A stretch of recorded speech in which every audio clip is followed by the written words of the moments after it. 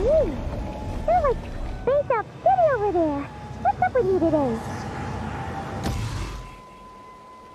You feeling okay? We've been traveling all over lately, so maybe you've come down with something. That's it. We're getting Baizhu to check you over.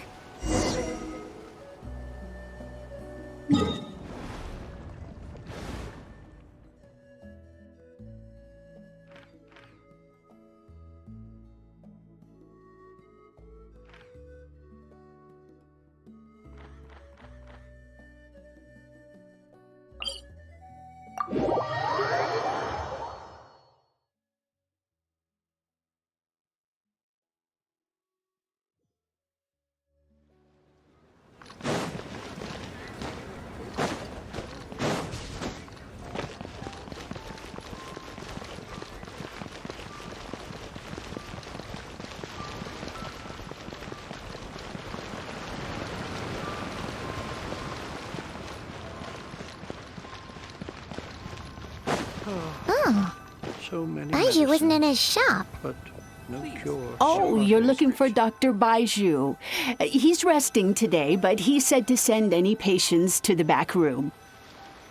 Ah, okay. Thanks. We'll head on through.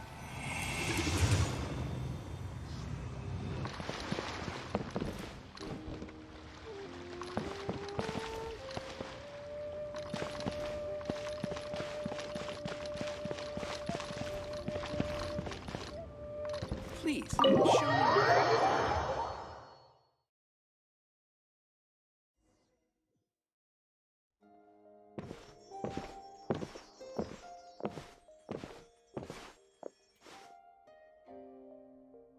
Traveler, Paimon, welcome. What can I do for you? It's the Traveler. She looks absolutely beat these days. She has these huge dark circles around her eyes, like she hasn't slept a wink. And she keeps spacing out. You have to call her name several times before she snaps out of it. What do you think it is? Is she sick?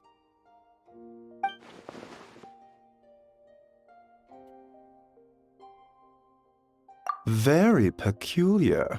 In all the time we've been acquainted, this is the first time you've come to me with a health complaint. Come, let me take a look at you.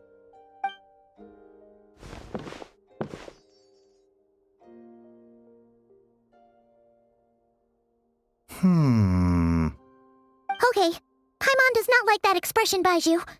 It's not serious, is it? Complexion is good, eyes are clear, breathing is steady, pulse is strong. Physically, you appear to be in good condition, Traveler. In theory, your energy level should reflect that. You should be feeling right as rain. Hence my concern. A clean bill of health is usually a good thing, but in this case, it likely means your situation is more complicated. Physical illnesses come with detectable symptoms that can be used to diagnose, medicate, and cure the condition. But afflictions of a non-physical nature, they fall outside a doctor's realm of expertise. Huh? What do you mean, non-physical nature? Curses, dark magic, it's hard to say. It could just as easily be a simple case of mental fatigue. Why don't you rest here for a bit? Whatever it is we're dealing with, clues to your condition are sure to reveal themselves in time. Once we know the root cause, we can administer the right treatment.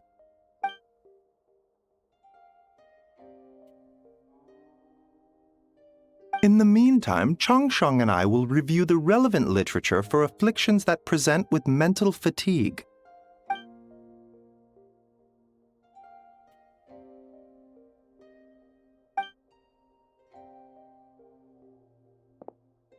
Oh, must be a rare condition if not even Baizhu and Changsheng have seen it before. Well, all we can do is take their advice. You look like you're about to collapse anyway. Just get some rest. Paimon will be right here by your side. Fingers crossed you'll be all better when you wake up.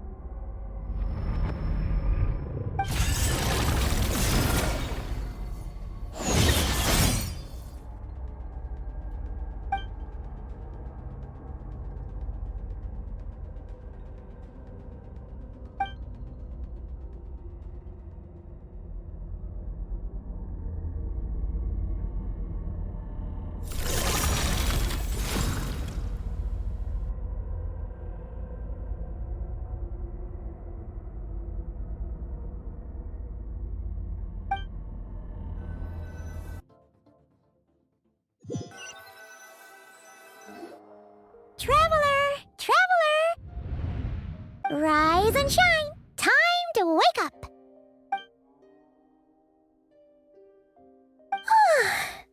For once, you're making Paimon look like an early riser. It's already afternoon. Hopefully all that sleep did you some good. Feeling any better? A cut? What? Did you scratch yourself in your sleep? All right, let Paimon take a look. Nope, nothing there. Wait, did you have a nightmare? Okay, don't panic. Paimon heard that dreams tell us what we need by showing us the opposite. So, if you had a nightmare, maybe all you need is something to cheer you up. Come on, Paimon will treat you to something yummy.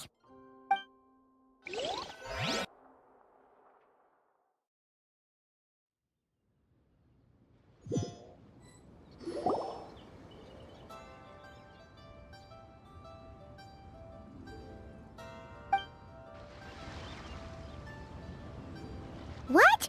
So, in this dream, you were trapped in a weird place with thick fog everywhere, and then a spike came out of nowhere and stabbed you in the back? Oh. Okay, well, that's a new one. Are you sure it was a dream? 'Cause from the way you describe it, it sounds like you were really there. But then again, you woke up right where you went to bed. And you were definitely in a deep sleep this morning. Then, it's decided. Paimon will stay up and watch over you tonight. If anyone tries to mess with you, Paimon will beat him up. Or, wake you up first and then we can beat him up together.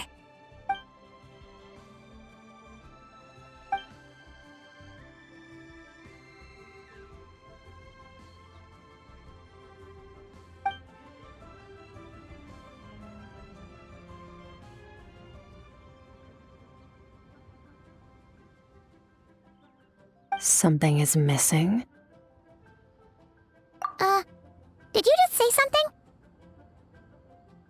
The flesh remains whole, but the soul is incomplete. Left unresolved, the mind will wither away along with it. Ah! What the? Wait! Paimon remembers you! Your child's master! Skirk? Right! What are you doing here? The last time we saw you was at the Primordial Sea in Fontaine, right? But then we left and never learned where you went after that. Child's been looking everywhere for you, by the way. What brings you to Wanmean Restaurant of all places? You came here looking for us? And were you the one behind that hocus pocus just now? Tell me, what is it that you saw? Tight-lipped, huh? I suppose that's fair. You, I'll take a glass of wine. Hmm? Oh, of course! Coming right up. We make this one in-house. It's not too strong. Enjoy. Chef Mao, I'll take a grilled tigerfish over here. Coming right up. Ah, if I knew we'd be this busy, I wouldn't have approved Shenhe's vacation. At the end of the day, what happens to you is of little consequence to me. I'm not here to try and win you over. Trust me or not, the choice is yours. If you want my help, now's the time to speak up. You have until I finish my drink. I was investigating an abyssal disturbance in the area and happened to notice you. Part of your soul is damaged, and the wound bears traces of abyssal corrosion. Need I say more? Neither of those things sound good.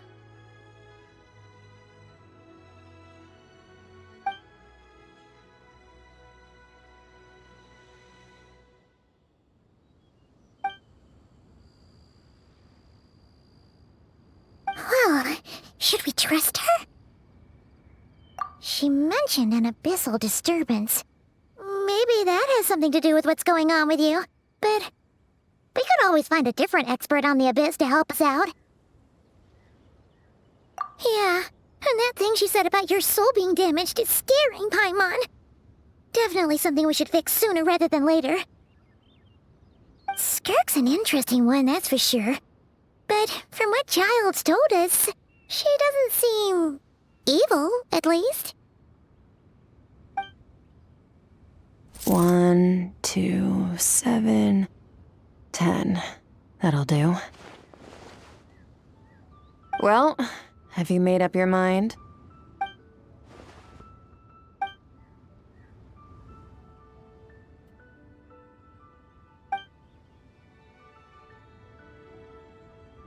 So, that's all we know, Miss Skirk. Ma'am, can you help us? So, you couldn't disperse the fog. I understand. Come find me in the Guili Plains when you're done here. Oh, and I left cash for the drink on the table. Settle the bill for me, will you? Oh, okay. Huh? She disappeared!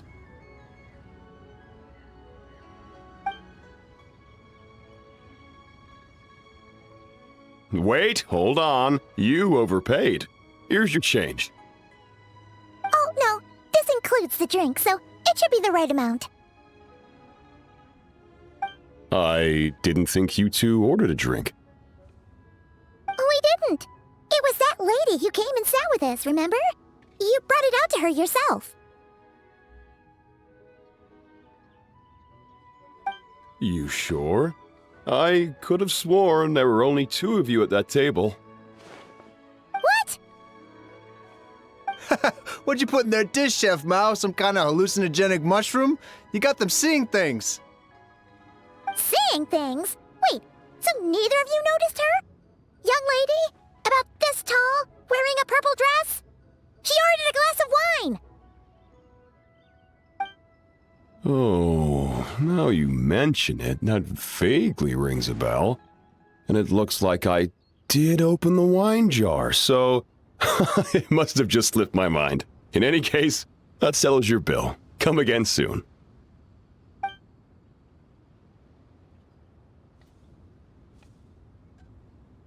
Coming! Okay, what was going on there? It's like they didn't remember Skirk being there at all. Even Paimon was half convinced we hallucinated the whole thing. But that Mora she left for us was definitely real. Oh, this whole situation is giving Paimon the creeps. But anyway, she told us to head to the Guili Plains, right? Let's not keep her waiting.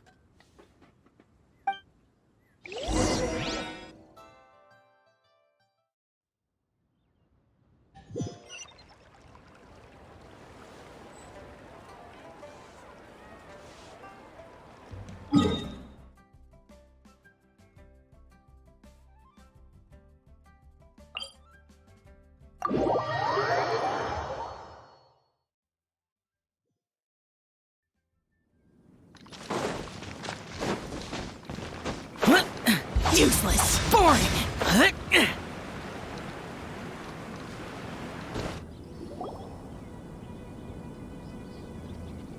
Whoa! What are all these rift hounds doing here?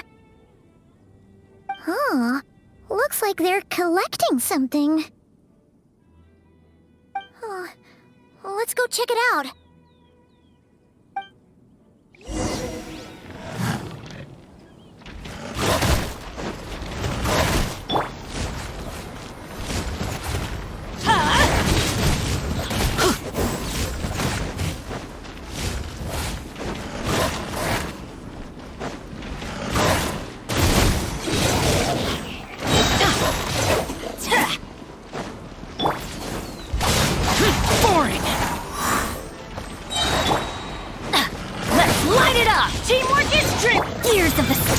Evil conquering!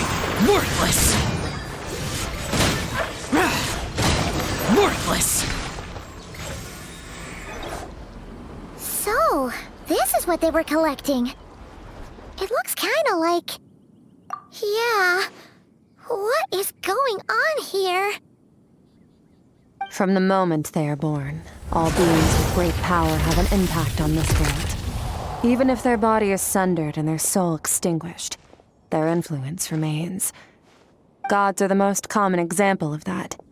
The remnants of gods who fell thousands of years ago remain buried deep within the earth, carrying within them a warped will and a dark curse. Together, these remnants form what you call god remains, and it appears that some of those sealed here were dug up and removed. There are traces left, but they're fading fast. What are you doing? Nothing! Just wanted to make sure you were, real? She's definitely not a ghost traveler. Paimon poked her, and she's solid. Your life hangs in the balance, and that's what you're fixated on? Strange set of priorities. It was just a trick to avoid being perceived. If someone notices me, those memories are erased. Simple as that. Unlike you, I have no desire to establish a connection with the world. The weak and the lowly have no right to remember me. They're lucky they only have a few missing memories to show for it. Now, can we please get back on track? Okay. Where were we? Right. The god remains. So, basically, there's now less of them here than there used to be, right? Isn't that a good thing? In our experience, god remains are 100% bad news. A lot of terrible things have happened because of them. Maybe it's a good thing by human standards, but power doesn't come from nothing, and it doesn't just disappear for no reason. The remains aren't just gone. They were taken. Very clever, traveler. You aren't the only one who had something taken from you. There are victims like you everywhere. The only difference being, you can speak, and the remains cannot, so it went unnoticed. Something similar happened in Sumeru.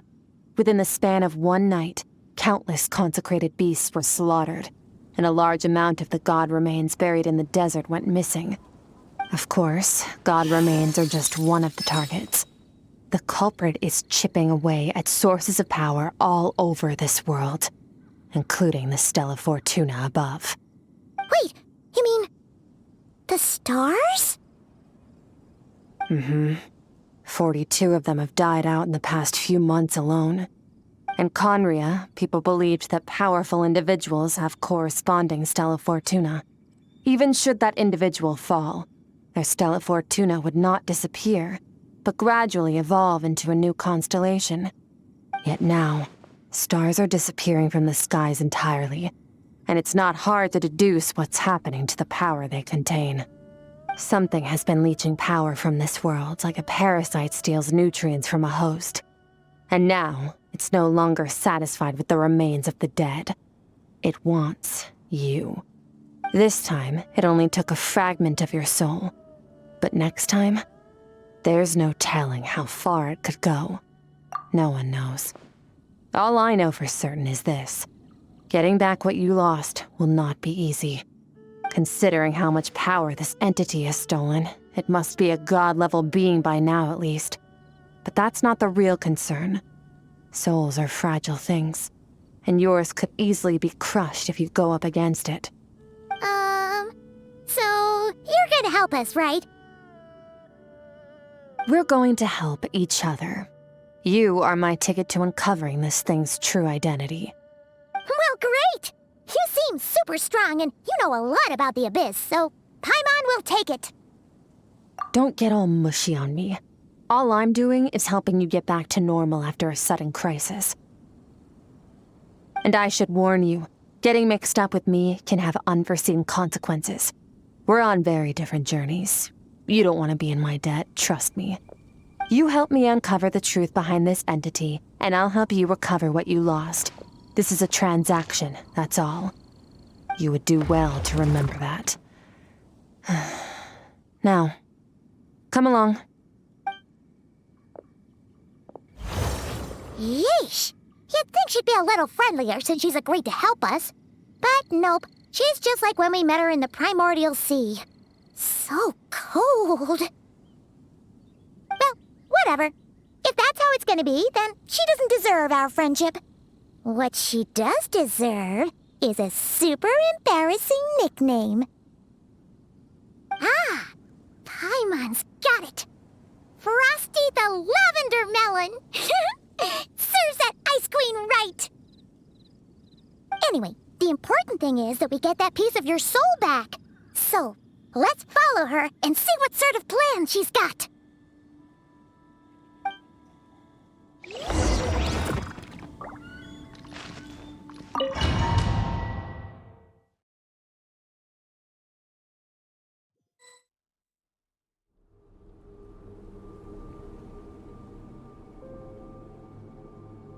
Whoa!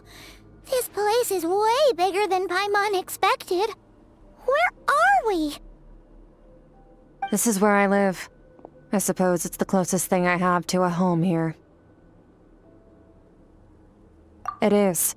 I brought you here because time flows differently in this place.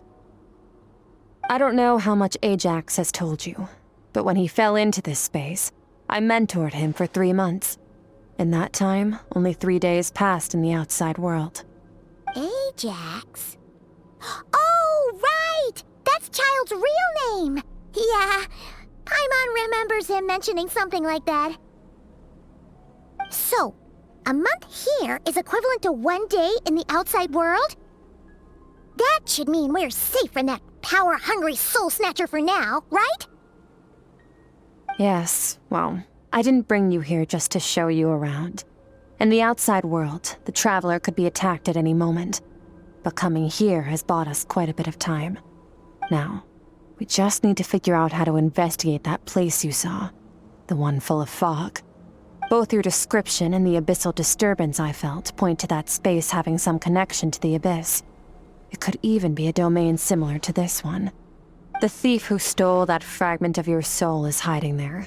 But the abyss is a chaotic and turbulent place. If we want to pinpoint their location, we need to see what that space looks like without the fog. Abyssal power can grant a special form of sight. Have you ever wielded abyssal power before?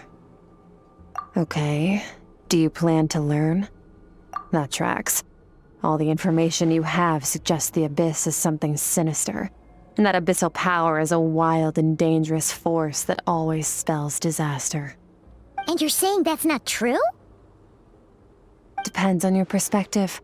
Floods and hurricanes take countless lives too. But if one day you gain the power to control them, what was once a calamity is now just another tool in your arsenal. I'll respect your opinion, though. Just means we have to turn to the second best option. A little abyss crystal that contains my power.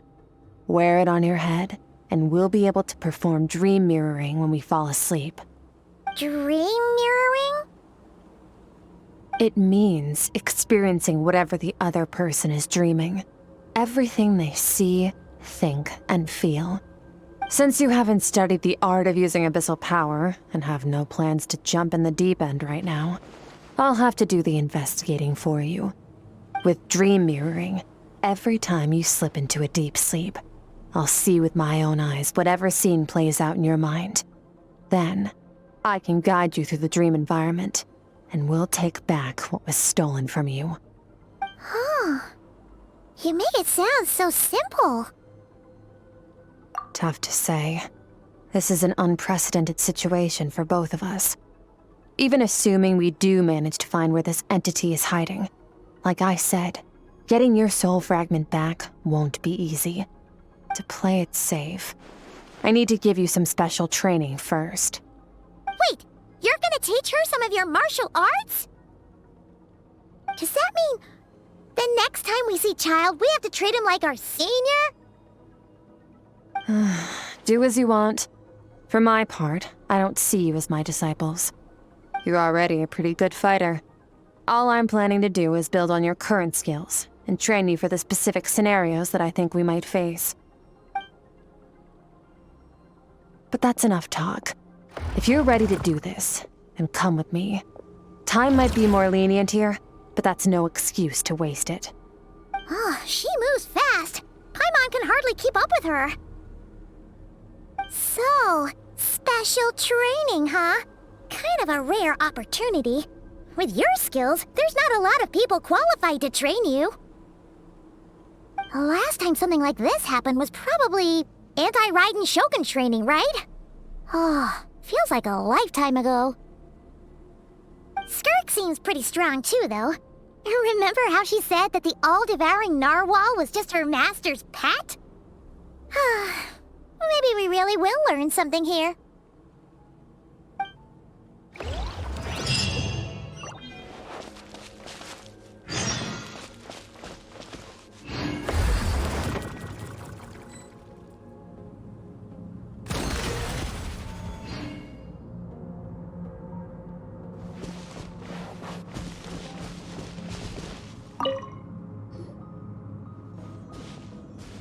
Ready? Bring it on! Your training will be split into 3 stages. Testing your blade work, elemental abilities, and reasoning skills. We'll start with blade work. You're no rookie in this area, so I won't bore you with the basics. During your long journey, you've no doubt sparred with a lot of talented sword fighters. Consciously or not, you'll have picked up all kinds of techniques from them. You bet! There's Kaya, Master Jean, Kuching... Oh, and Kazuha, Ayaka... Yeah, we've met sword masters like you in every nation we've been through. You sparred with a bunch of them too, right? Nice to know it's all gonna come in handy now. Don't get too smug. In sword fighting, techniques alone are not enough. You need a cohesive system to bring it all together. A style or school of fighting. To use the human body as an analogy, your style is your skeleton, the foundation, the framework. Techniques are the muscles and other flesh attached to the bones. This is where your strength comes from. Improving your sword fighting is like growing that body. If your frame got bigger and taller, but you didn't add any muscle mass, you'd be weak and flimsy. Then again, if you packed on pounds of flesh without a big enough frame to support it, you'd end up bloated and unwieldy. You need to do some introspection. Take a good, hard look at your past experiences, and figure out which parts of what you've learned are just techniques, and which parts can be used to form your own system of blade work. Only then will you get the full utility out of all your thoughts and observations along the way.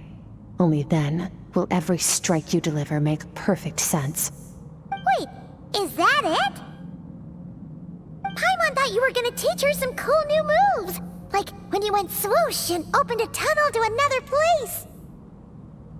One day, you'll reach a new level of power where you realize that even that's as basic a trick as any other. But right now, our sword styles are so wildly different that teaching you mere techniques is pointless. There are no shortcuts in the pursuit of power. Failure is your best teacher, and rigor is your coursework. That's all I have to say.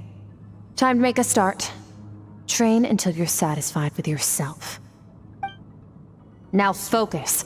Destroy the crystal columns as swiftly as you can.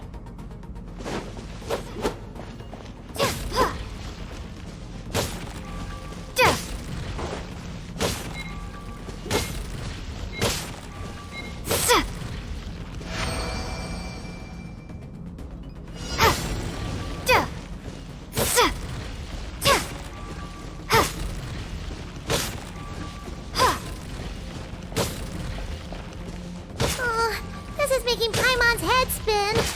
Hang in there, traveler!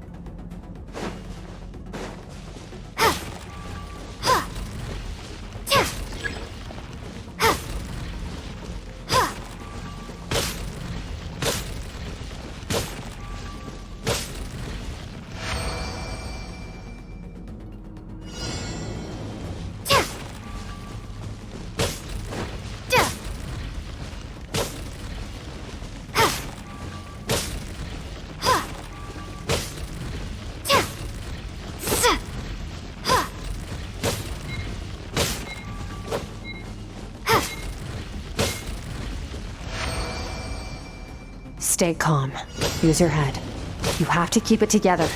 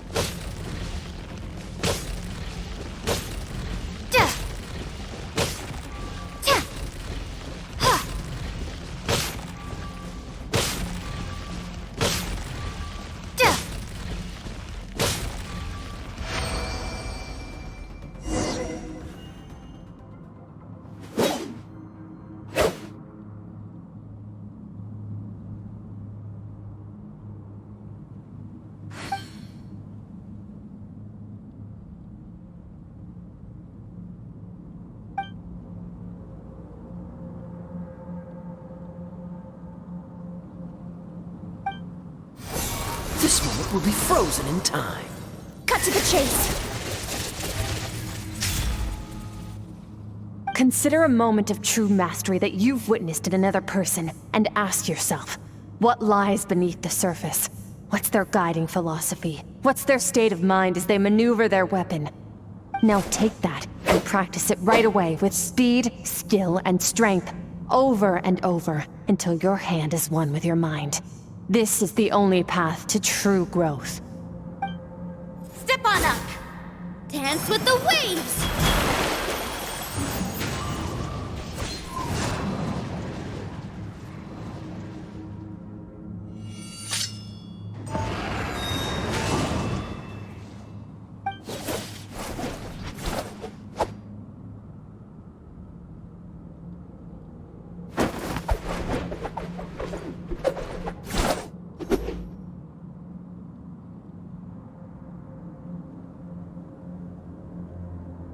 If you start to tire, empty your mind, but do not stop. Stay in that frame of mind as you keep up the fight. Get rid of all redundant movements. Imagine your sword is an extension of your own body. Wield it just as you wield your arms, hands, and fingers. 'Twas on a deserted, moonlit night that the hero approached the vile dragon's limpid lair. Ring cutter! Feathers fleeting wet, the white heron treads water, a sight without flaw. Master of Inazuma Kamisato art Tachijutsu.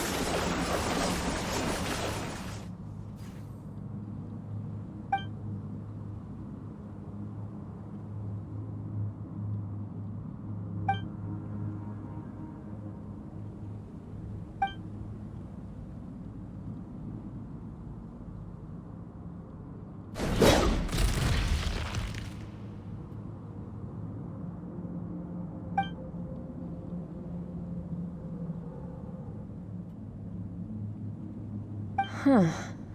Looks like you've made some real progress.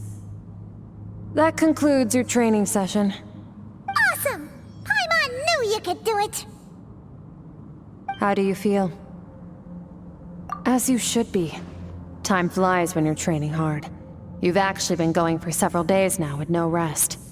Yeah, meanwhile Paimon's had a whole bunch of naps. But you were so focused, she didn't want to interrupt you. Go get some sleep. I'll be doing the same very soon. Let's hope you see that foggy place in your dream, so I can get this investigation over and done with.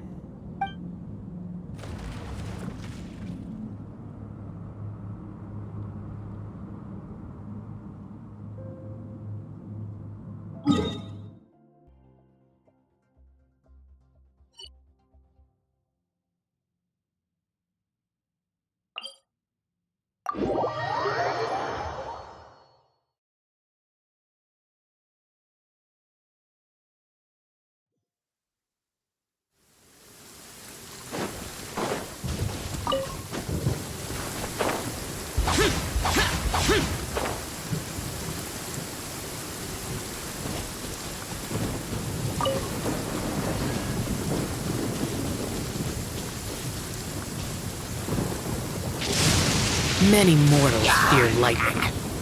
Incomprehensible. Boring!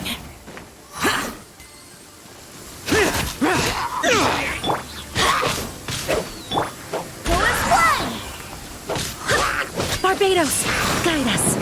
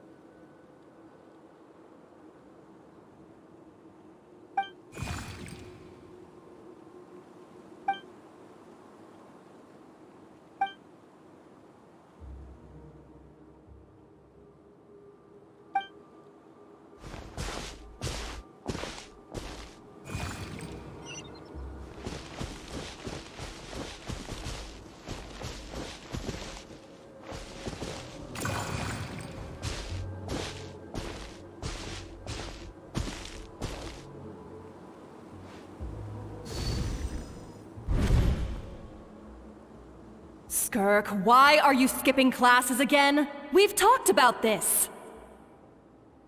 'Cause he's a crabby old man, and he's a boring old man. I don't like going to his classes.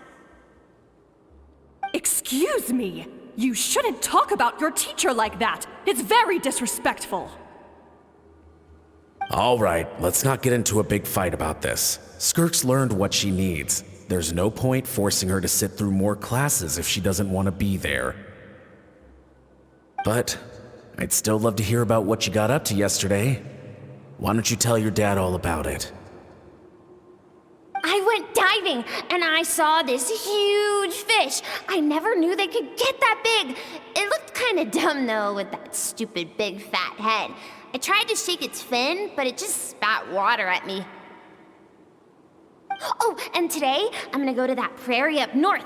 There's supposed to be this giant bird there that can spit fire. I bet if I climbed on its back, it could fly me all the way to the stars. Then I suppose your old dad should get one as a pet too. Otherwise, how are you gonna hear me call you for dinner up there in the stars? When it's time to eat, I'll come back on my own, Zilly. Anyway, gotta go. Bye, Mom. Bye, Dad. Wait! Put on a coat at least. You'll catch a cold.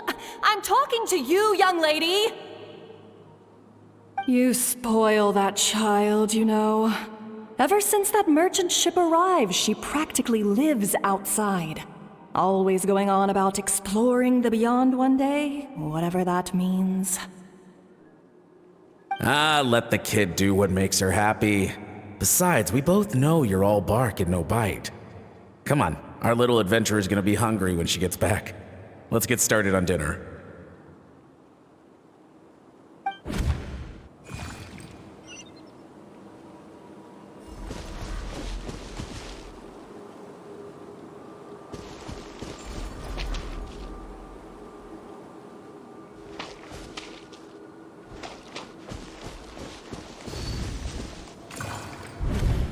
The stars shimmer high above. But what lies beyond the stars? Mountains as far as the eye can see? An endless snowy plain? Or maybe buildings taller than the sky, like the people from the merchant ship said? I can't be the only one asking these questions. The universe is fascinating. If only I could meet some other people like me. We could set sail together and explore every corner of the world. I'm sick of being a kid. There's so many amazing things out there, and I'm ready to see them all. But for now, I'm starving. Better get back.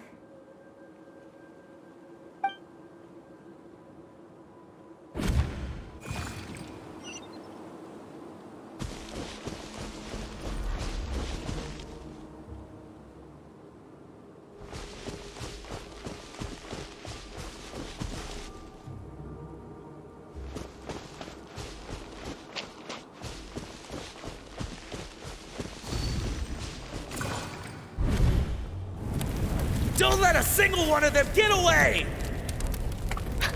No, please, spare the children! Stay back! They're coming! Run! Help! Eliminate the threat. Take them down. Don't be scared. Ah! This way! We'll never make it! Fire. There's fire everywhere. What happened? I told you we shouldn't have trusted these outsiders!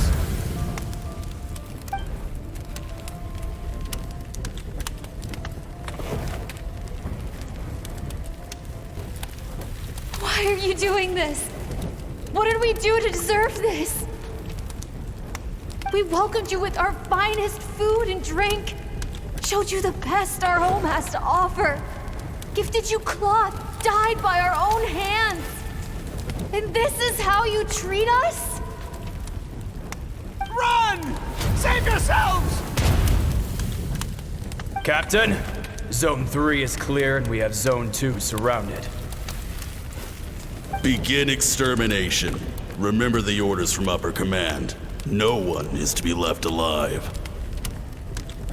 Rest assured, sir. We have enough munitions to annihilate these savages and burn their entire civilization to the ground. Good. The only ones who put up a real fight are that man and his wife, correct? What's their status? We shot the man in the ankles and the wife broke her wrist attempting to fight back. They won't be doing much more fighting. They're holed up in their home for now, but they won't last long. To prevent them from making some kind of last stand, we're planning to clear out the other zones first so we can send a bigger squadron to surround them. Well, well. Turns out some of these beasts do know how to use their claws. Now the threat these savages pose will be undeniable. Let them cling to what's left of their lives for a little longer. Once the other zones are cleared, I'll cut off their heads myself.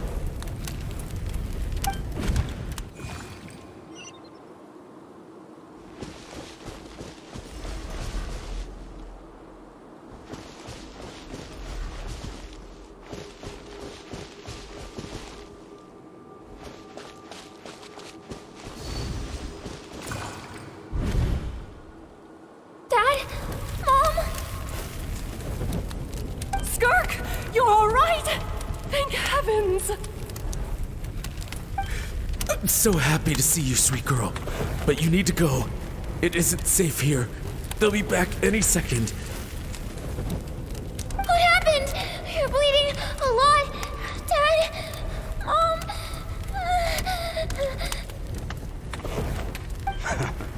This is the place. Alert all units. Prepare to surround. Run, Skirk! Run as far away as you can! Don't trust anyone!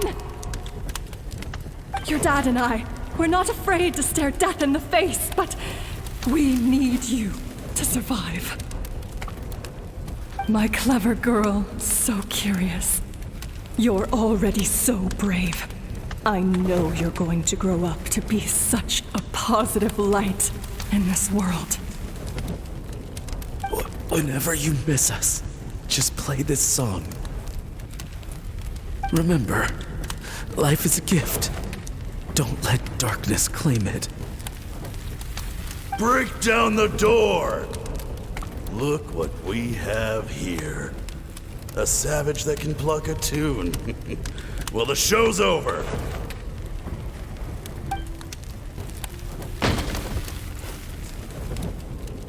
You! Stop singing! Shut it! I said shut it or I'll make you! Fine. Have it your way!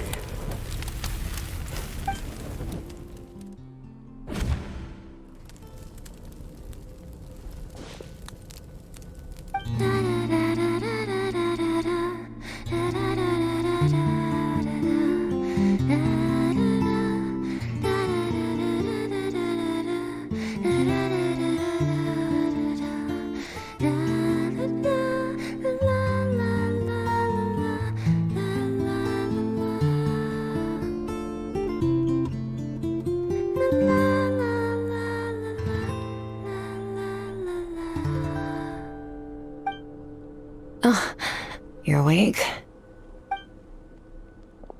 I found a few clues while you were asleep, but it's only a start. Now, time for the second stage of your training. This time, the focus is elemental energy. Come find me when you're ready to begin.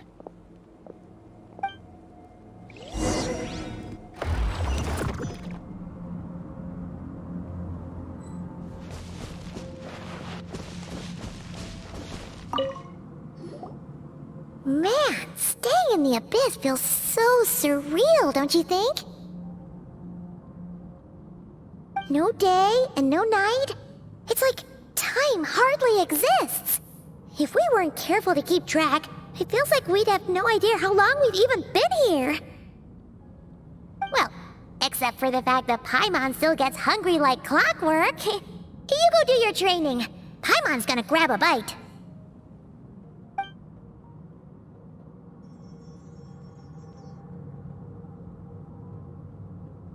The way I see it, the pursuit of power is divided into 3 stages. The first is mastering the use of standard weapons. Next is learning how to harness natural energy. And after that, you're free to challenge even higher dimensions. The natural energy of Teyvat is, of course, elemental energy. But that's not my area of expertise. I draw from a different source of power. Abyssal power, yes.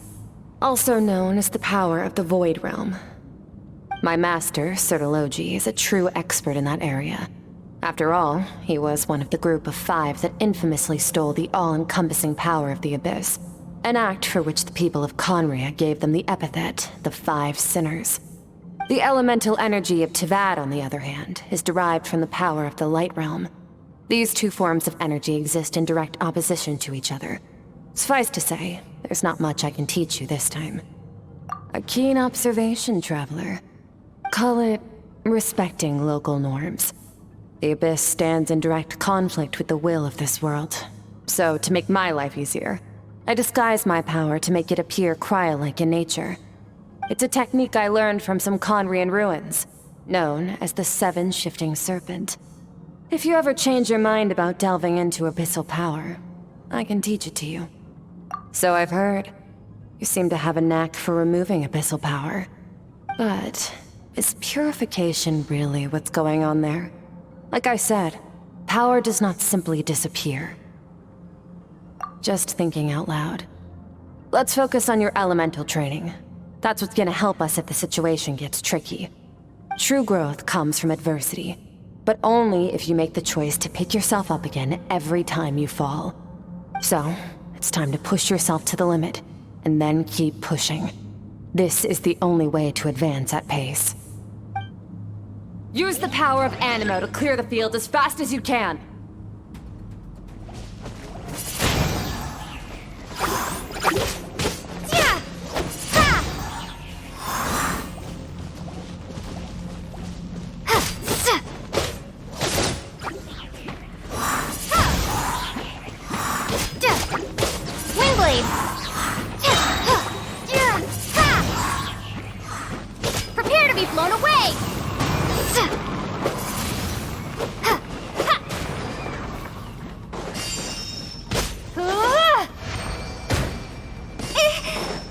Observe your surroundings. Look for things you can use to tilt the scales of success in your favor.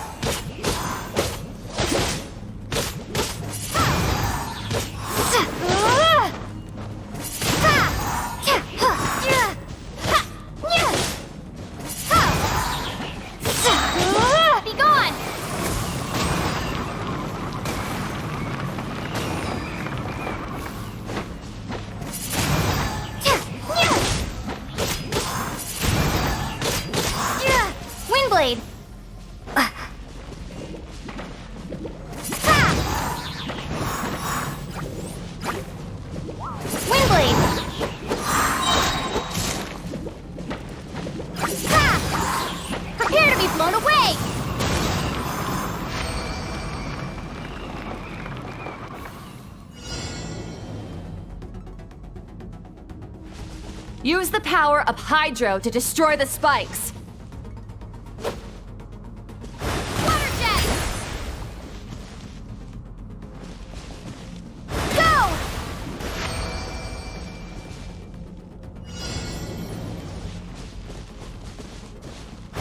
Faster! Don't give them a chance to strike you. You need to be quicker than you were in your dream. You can't afford another injury like that.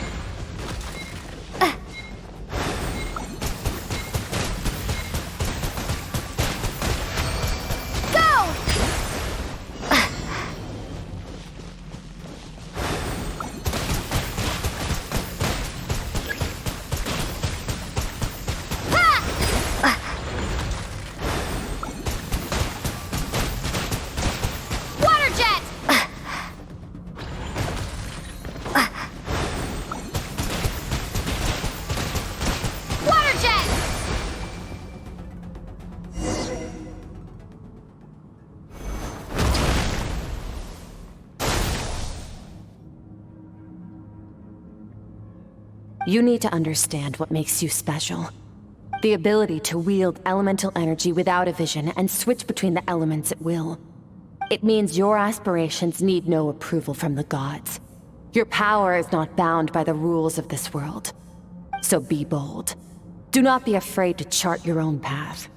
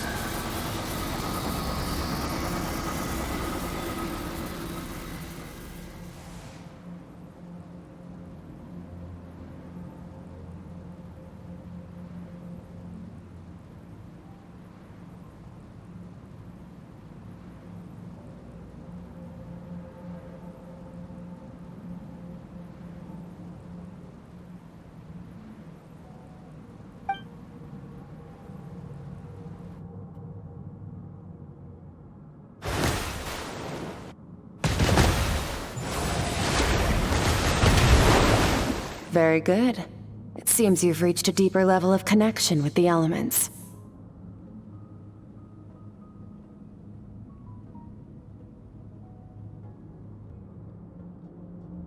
Long enough for you to lose yourself in your training, which is a good sign. Relentless practice with the elements has drained all your strength, but it's also what allowed you to make progress. Get some rest. When you wake up, we'll proceed to the final stage of your training.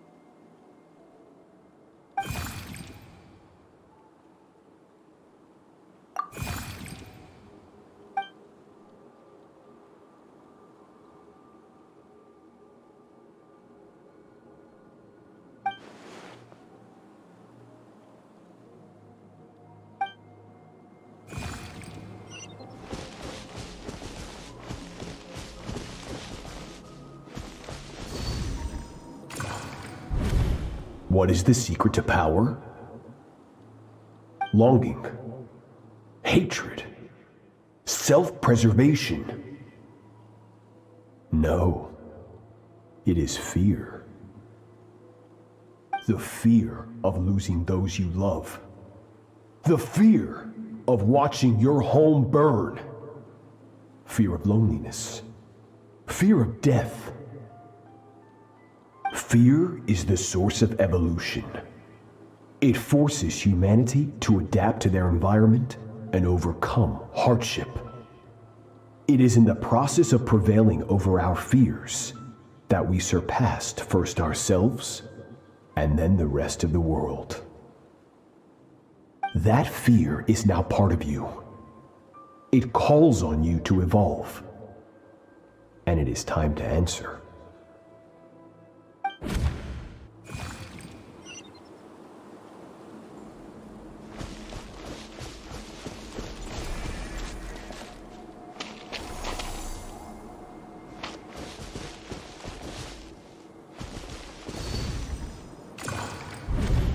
Any minute spent missing home is a minute wasted. Practice your sword work instead. Do not make me tell you twice. But, Master, I can barely lift the sword anymore. If I keep going, I feel like my wrist is going to break. So it has not broken yet. Then pick up your sword and keep practicing until it breaks. I want to hear the cracking and splintering of bone. After all, bones can always be reset.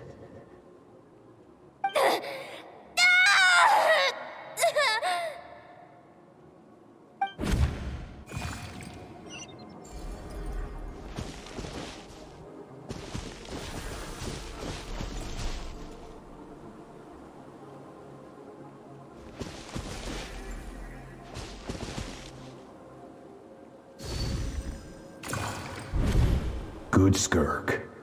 Once again, you survived. How do you feel? Cold and pain.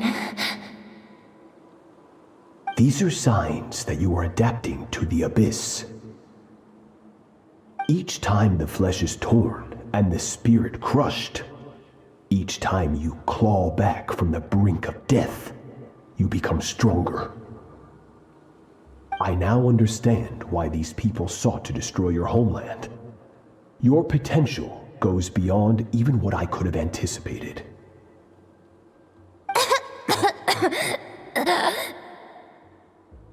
But you still have much to learn in your pursuit of strength. Your mind is rife with distractions. From now on, I shall show no mercy in your training.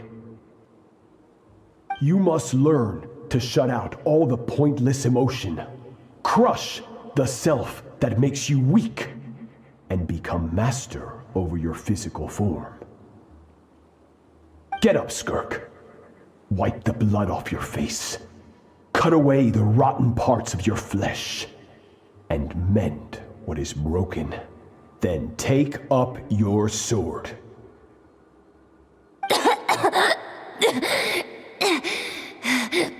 Yes, Master.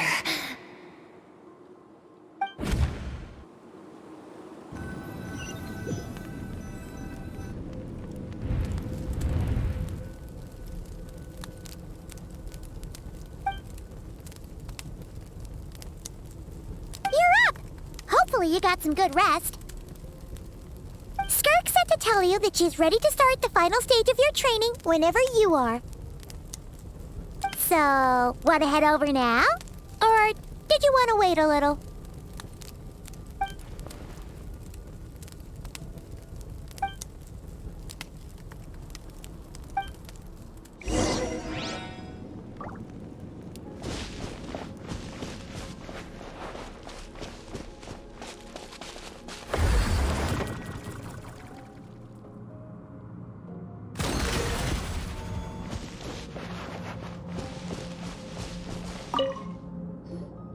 From your training so far, you have gained better command of the sword, and more control over your elemental abilities. That's only part of it. Experience is the real teacher. Your journey, the friends you have made, the dangers you have faced. These have taught you more than I ever could. Now, it's time to focus on how you react under pressure. You must be able to think rationally, even in unpredictable combat situations. To simulate this, I'm going to attack, and you're going to block. Ready?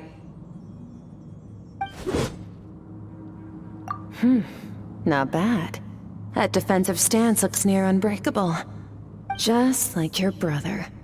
Oh, that reminds me. You still don't know what happened to him, do you?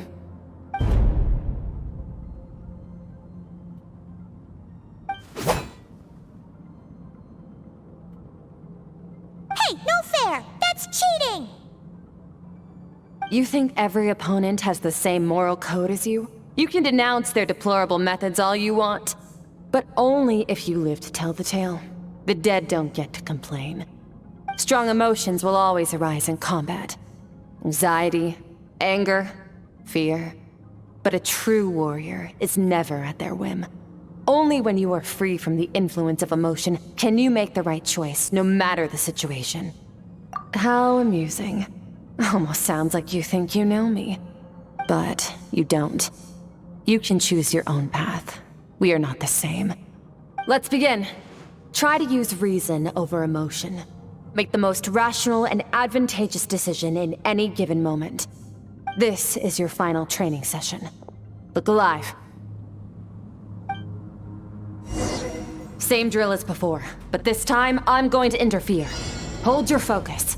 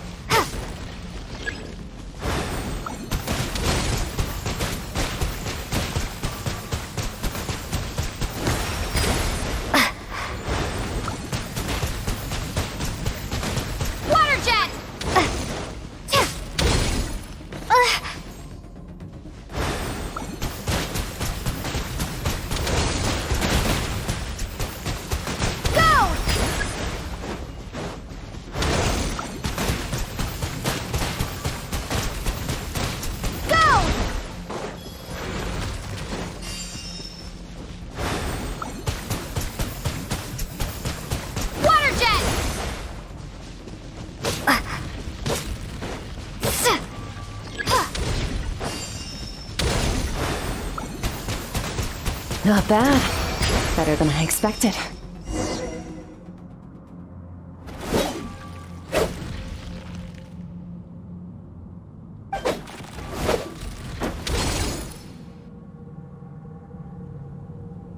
You're getting the hang of it. The first step to controlling your emotions is controlling your mind. You want a unified train of thought. It all comes down to focus.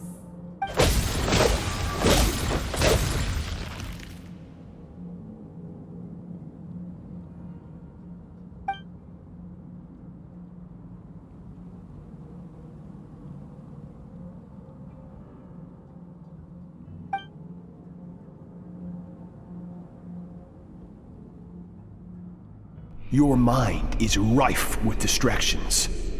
From now on, I shall show no mercy in your training.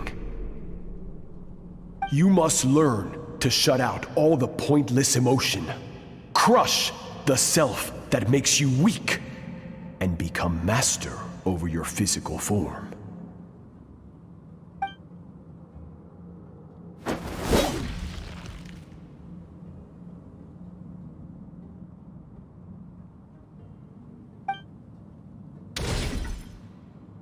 Stop. Let's pause here. One look, and I can tell your mind has wandered. That's to be expected. There's a limit to how long a human being can concentrate on one thing. Staying calm and focused sounds simple in theory, but in practice, it's more demanding than sword work or elemental abilities.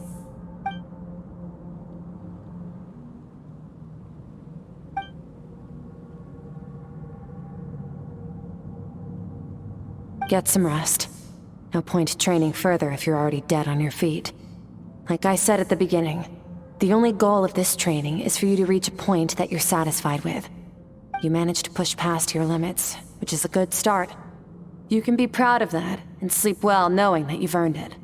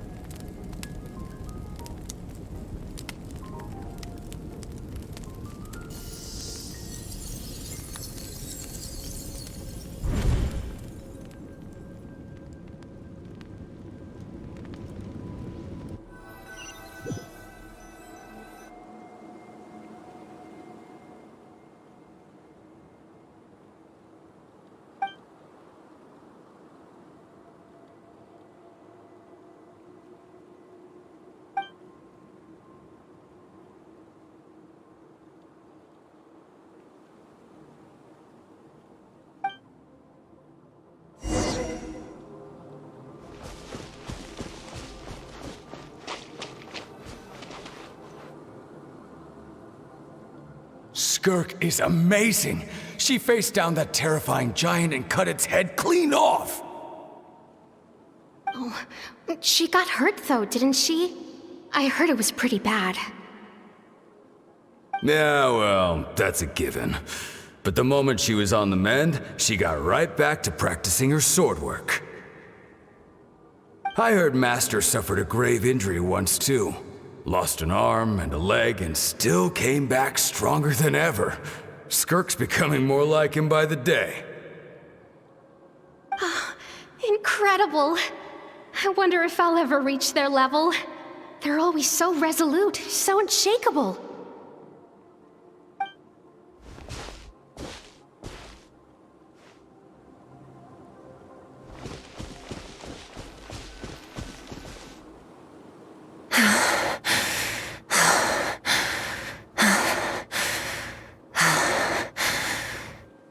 Pathetic. You're not even trying.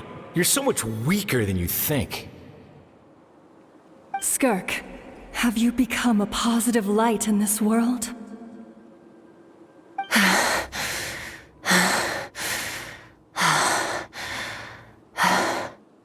Do you even remember how many of us perished in that fire? How many bodies were left to rot on the scorched earth? Yet you alone live on. Keep your gaze fixed on your blade. You don't deserve to rest. I have so many questions. I just want to jump in a spaceship, explore the whole universe, and get answers from the stars. I just need to wait till I'm grown up. Then, I can do anything. Now, you must bid farewell to who you were in the past, and become someone stronger. Run! Skirk! Run! Only death awaits us here. Keep running, and don't ever look back.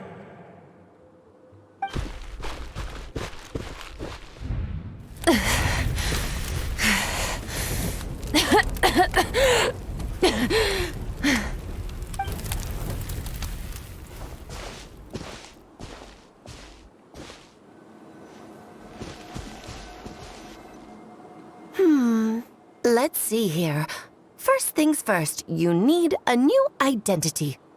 Going around telling people you're from somewhere beyond the stars won't do, now will it? How about saying you hail from beneath the earth instead? As the Conrian saying goes, venturing out into the universe and down into the abyss are the same in that both are braving the dark unknown. Well, I'm a visitor on this planet, so I'll follow the rules. Ah, splendid. That saves me quite a bit of trouble. Let me offer you a piece of advice in return, although it might not be what you want to hear. I know the pursuit of strength is important to you, but taking a moment for yourself every once in a while is never a bad idea. Ignore her existence for too long, and there will come a day when you can no longer hear her voice.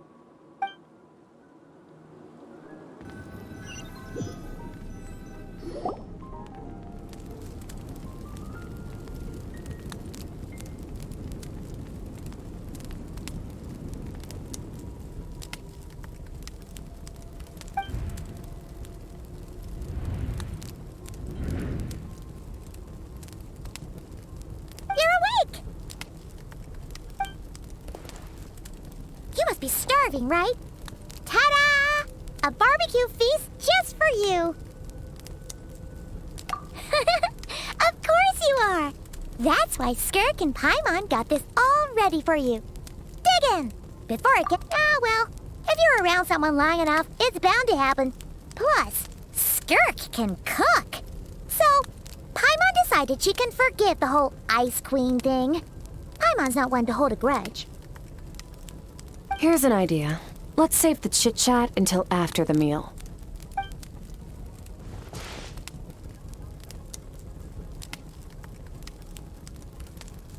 Ugh, so full. Okay, it's Paimon's turn to sleep now. Wake her up when it's time to go.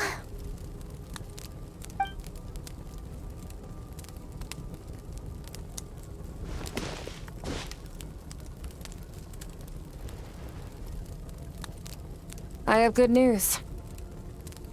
First, your training is complete. You have what it takes to wield immense power. Now it's just a matter of putting it into practice. Continue to learn from your journey and hone your skills against formidable opponents.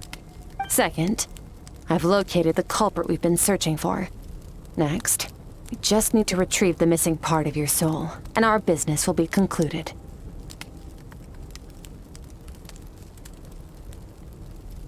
When Ajax trained with me, he once told me he was bursting with questions. So I allowed him to ask me 3 of them before he left. You and I may never meet again, traveler. So if there's anything you want to ask me, now's your opportunity. Just like Ajax, I'll answer 3 of your questions.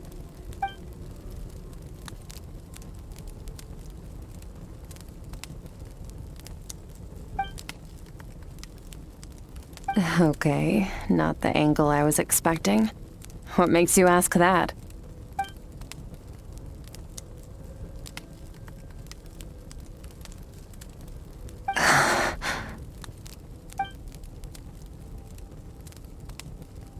I knew that was a possible side effect.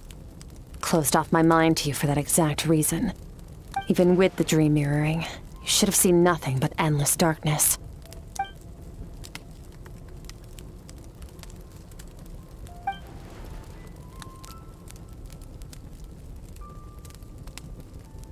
Whatever. Must have been a flaw in my execution. I shouldn't be too surprised.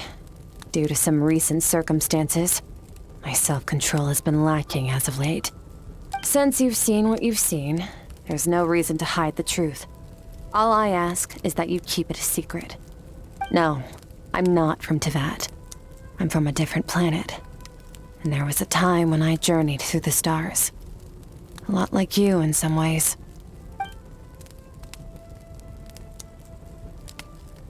No, we're different in that respect. You're influencing the fate of this world. But me, I'm just passing through. Several hundred years ago, my master, Sertologi, opened the border between worlds and sent me here. But this is not my home. And one day, I'll return to the vast unknown of space. So, there you have it. On to your second question.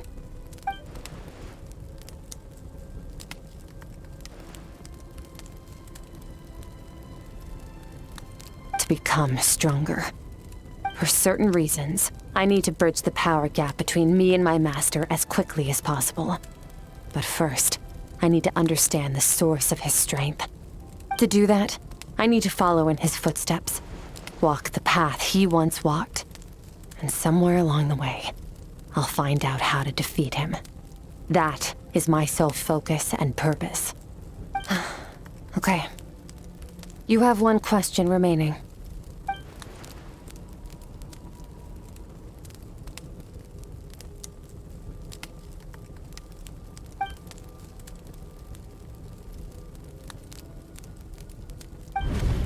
You make it sound so easy. Ever since the incident I experienced there, I've never stopped searching for Master Skirk and that unknown abyss. But it's been years now, and I've still found nothing.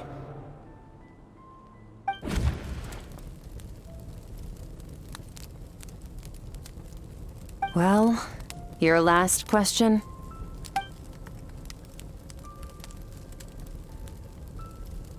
Ajax. His situation is different than yours. Before you ever crossed paths with me, you'd already encountered many formidable people, studied their techniques, and developed your own skill set. So, during your training, all I had to do was build upon that foundation. But Ajax was so young when he came to me. A complete blank canvas. Children can't help but imitate their role models. In the long run, that would only hinder his growth. Once Ajax has enough strength in his own right, I will allow us to meet again. Until then, let that motivate him to reach his full potential.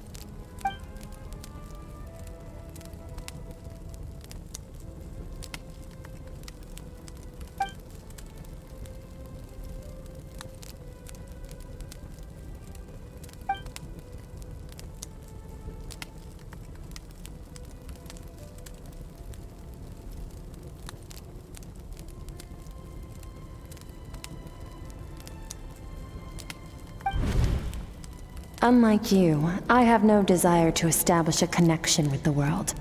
The weak and the lowly have no right to remember me. They're lucky they only have a few missing memories to show for it.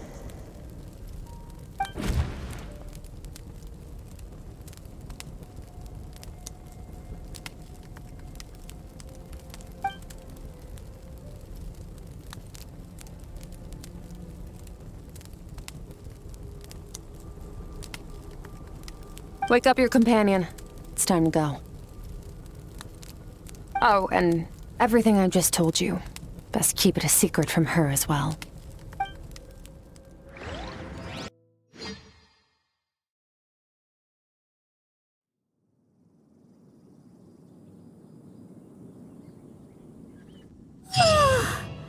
Time to go. Oh, finally. Where are we headed? Just follow me. I'll open an abyssal rift close to the culprit's location. It will take us to where he's hiding.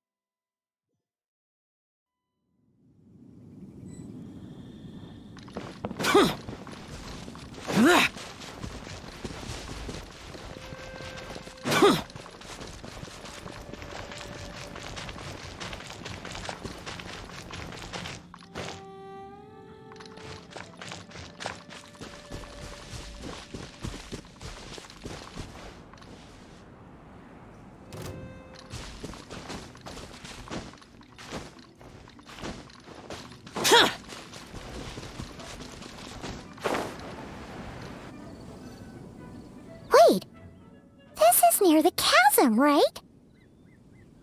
Yes. If we enter from here, we'll be able to reach that place from your dream. You have some experience with abyssal domains by now, but still, this is someone else's territory. Best to proceed with caution. Don't worry, Paimon's an expert at hiding behind other people for safety. Oh, but, that means you need to stay safe, traveler. All right. Remember your training. Time to put it to use.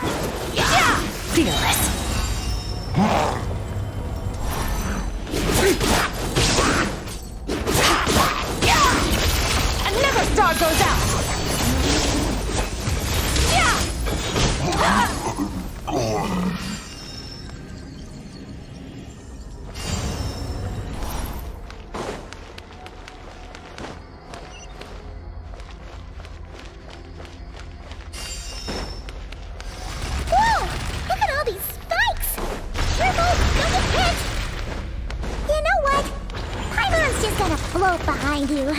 Come on, you got this. It's more like it.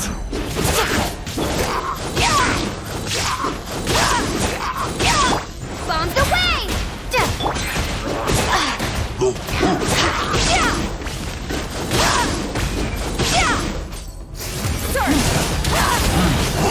Hey, what are you two doing here?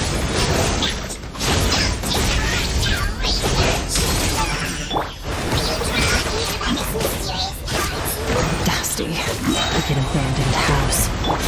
Let's press on.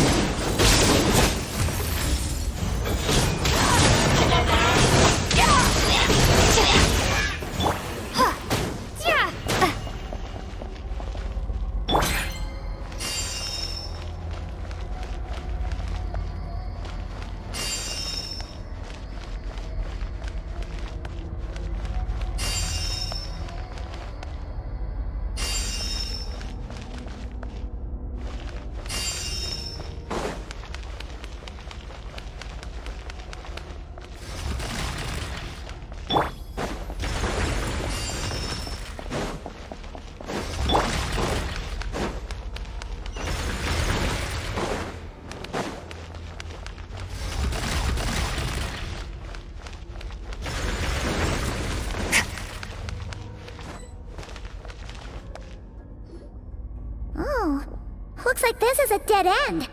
Did we make it to his hiding place? Ugh! This fog is making it impossible to see anything! This should be the place where you were attacked, Traveler. The missing part of your soul should be nearby. Can you sense where it is?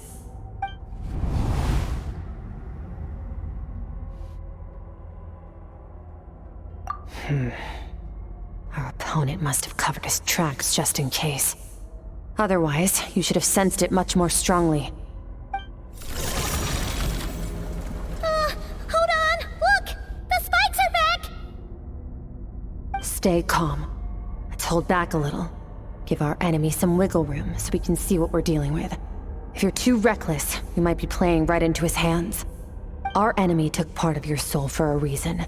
It's likely he integrated it into his attack somehow. If we're smart about this, we can track it down.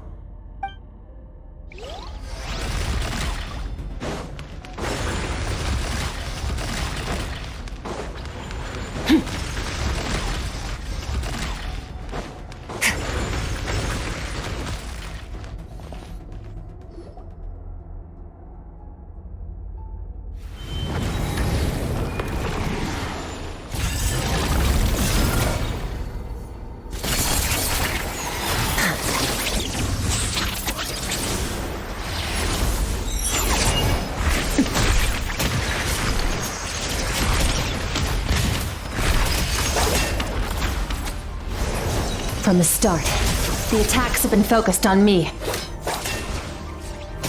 Trying to break through my defenses? I see.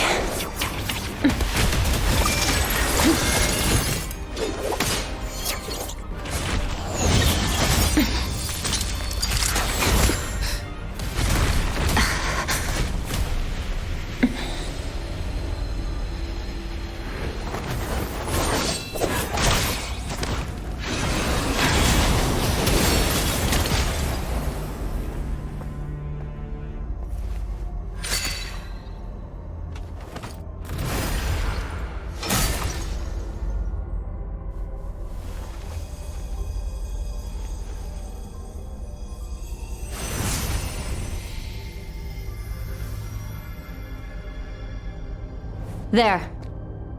I got it back.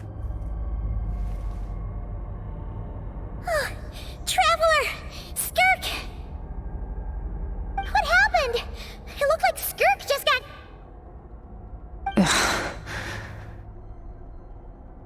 In the Guili Plains, you asked me why this enemy chose you as his target. Now, the answer is clear. It's not just the fact that your strength is impressive. It's also because of your ability to, as you put it, purify abyssal power. Whatever that actually means. The fact is, that ability allowed him to do something that should have been completely impossible. Namely, break through my defenses and steal my power. No, he couldn't have known I'd come to his domain. He only stole your soul fragment because he knew the value of its power. I doubt he expected it to come in handy so soon. Call it fate, if you want.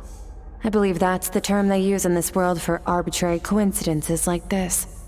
In any case, it works to our advantage. Once I realized what he was using that power for, it gave me the chance to get back what you lost. I'll cope. Well, done gorging? Good. Time to answer some questions. How did you get the power of the all-devouring narwhal? The all-devouring narwhal? Oh, of course!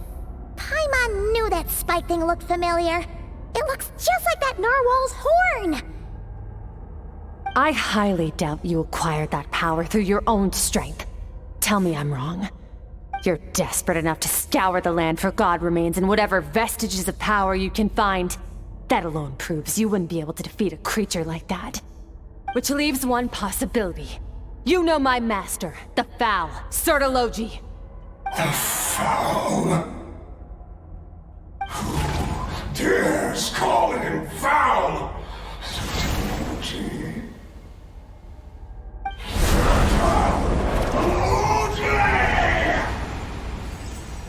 What's wrong?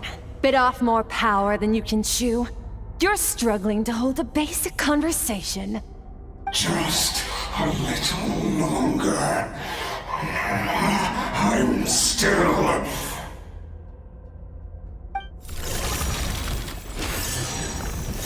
Look! It's back! Those obsessed with power will let it devour them before abandoning their pursuit.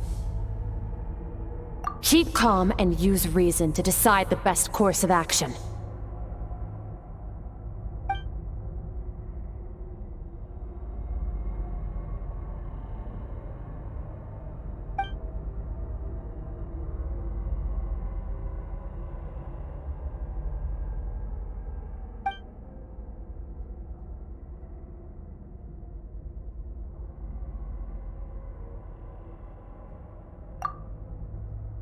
Wise decision. Final victory doesn't always come after a single battle. You've got your soul fragment back, so we both got what we came for. Let the enemy draw breath while he can. It won't be for long. Get us out of here, traveler. You'll need to lead the way this time.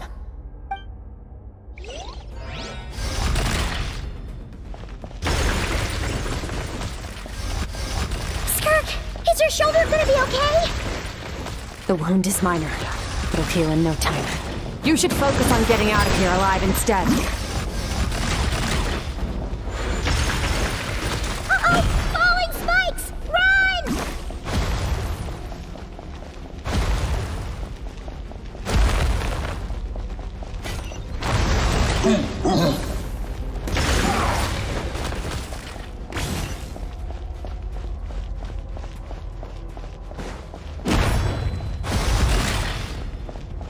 Watch out! Looks like this place is about to collapse!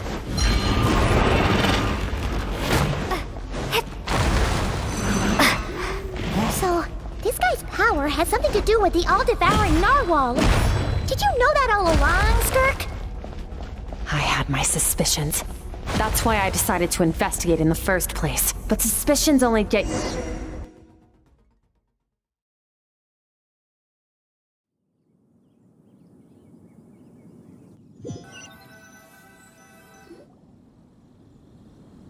Phew. Oh, we should be safe here, right? I no longer sense his presence. Can't have followed us out of that abyssal domain. Weaklings like him will find that my power is not so easily controlled. He won't be leaving that place until he's managed to digest it. You seem surprised. I suppose that's fair. You've seen but a fraction of what that whale is capable of. That gaping maw could swallow a planet whole. It's called the all-devouring narwhal for a reason. Devouring is what it does best. It can extract power from anything, dead or alive, as long as it manages to make physical contact. Yeah. When we had our run-in with that thing, Irvilette mentioned that it has an instinct to devour. Your dragon friend recognized the nature of its abilities and used the power of Hydro to protect you. That worked because it was in a satiated state, so it was somewhat less aggressive than usual. It's a different story when it has no more power to feed off of. That's when its true voracious nature kicks in. It could devour everything on the planet in that state, which is why I cast it into that void space. But I hadn't counted on there being anyone left on this planet capable of wielding its power.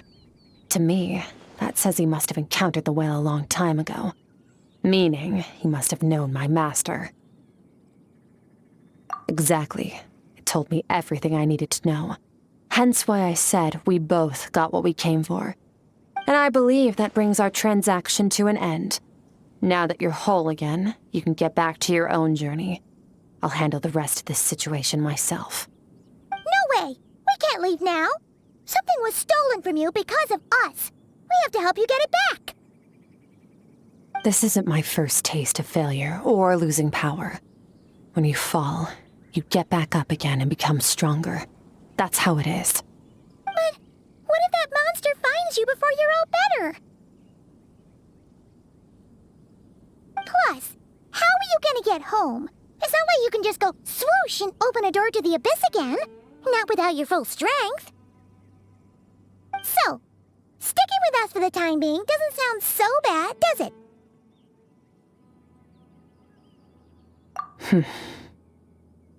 Fair enough.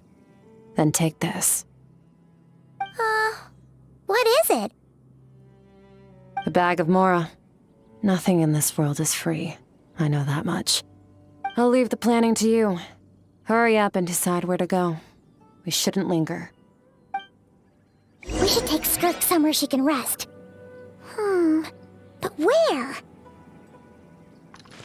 Paimon gets the feeling Skirk wouldn't like being around a lot of people. Oh wait!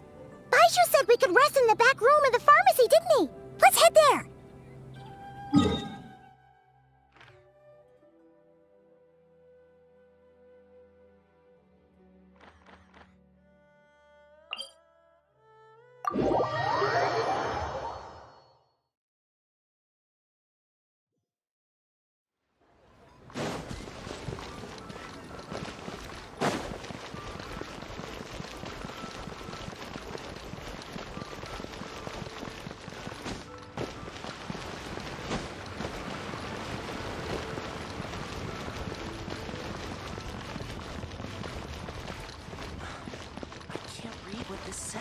Please, show me your prescription.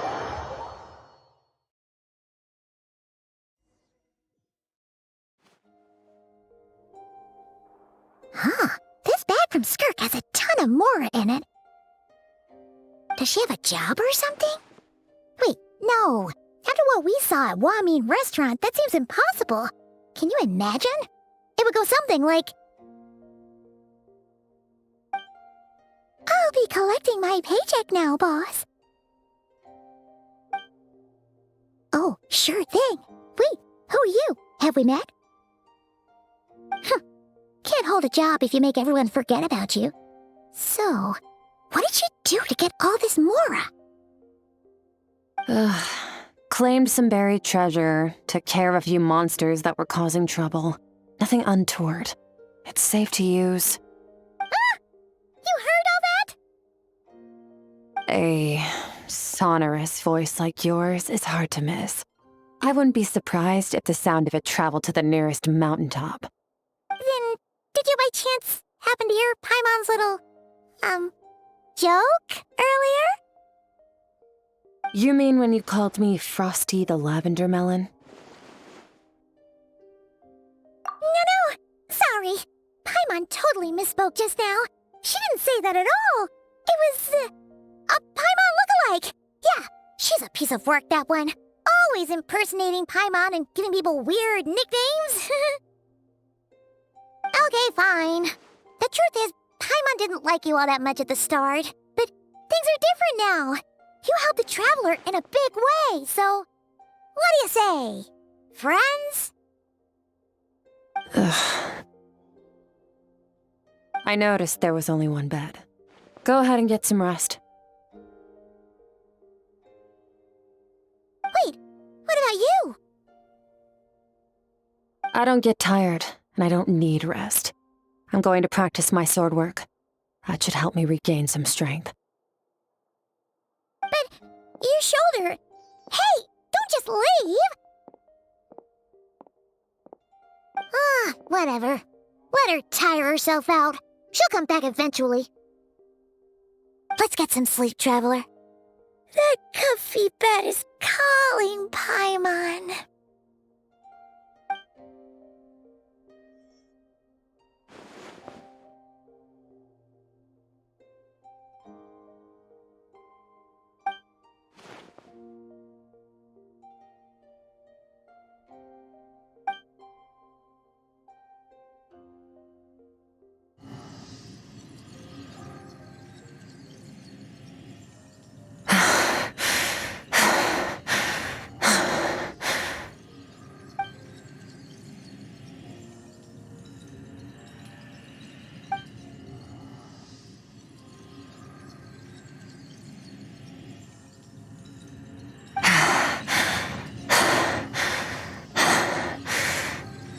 Quiet.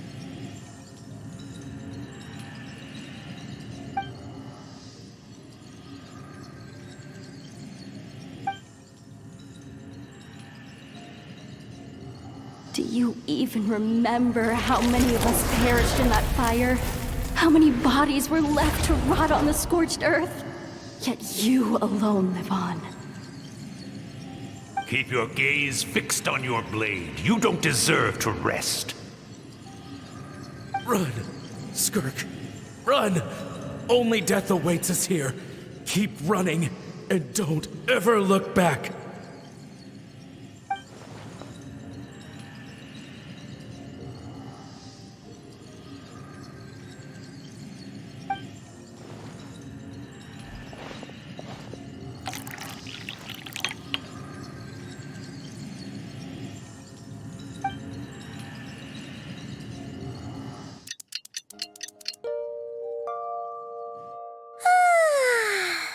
Getting an early night's sleep is the best.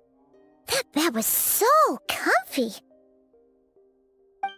Wait, Skirk? Have you been sitting out here the whole night? The bed's all yours if you want it. About 60%. Maybe 70. Whew! Paimon thought it would take at least a couple of days. That was fast.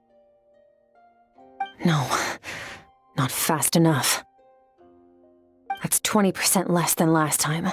Same training regimen, same intensity. Nothing felt different, but somehow the outcome fell short. No, I think the problem's with me. I need to meditate for the next 2 days. Deep introspection should help me find the issue. Ooh, sounds intense. We'll watch over you in the meantime, then. Thanks. See you in 2 days.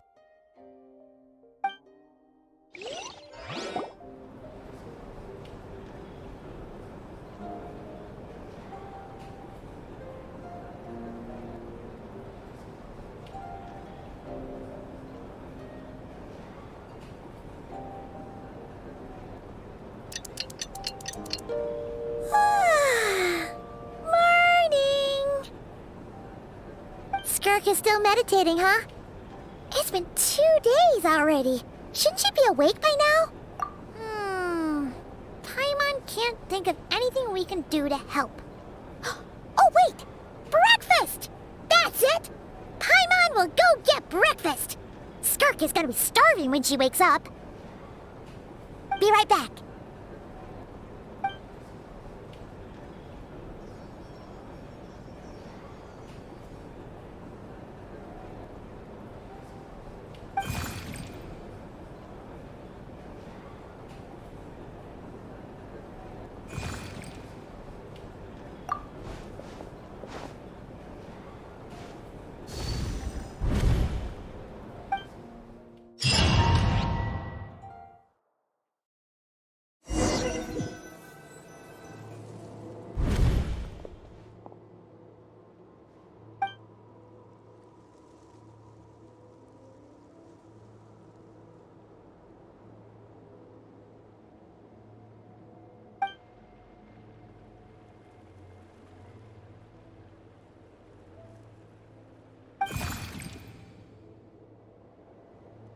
That's right.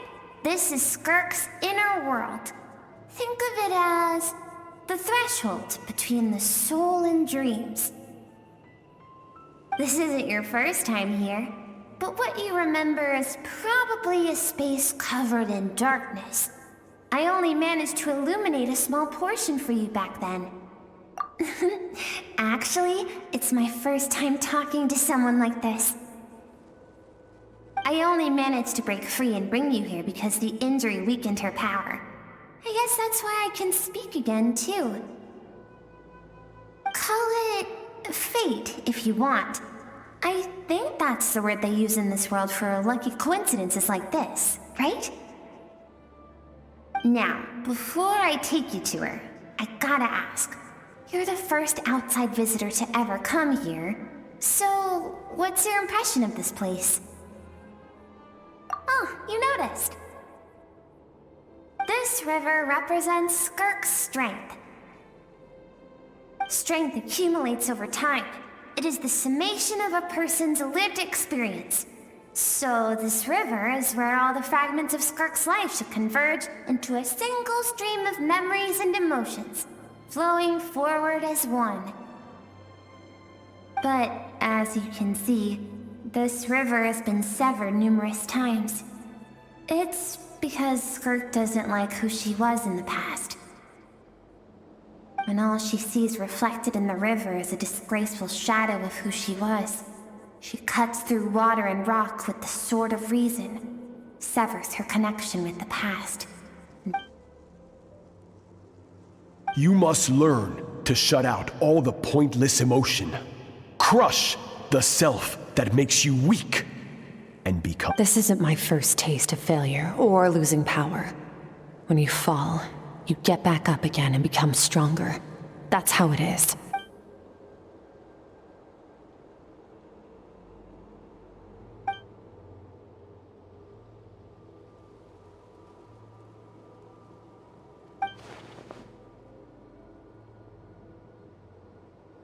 The answer to one mystery invites another question, I see. Let's follow the river upstream. There among the cliffs, among the memories etched into her heart, lies the truth of it all. Soon...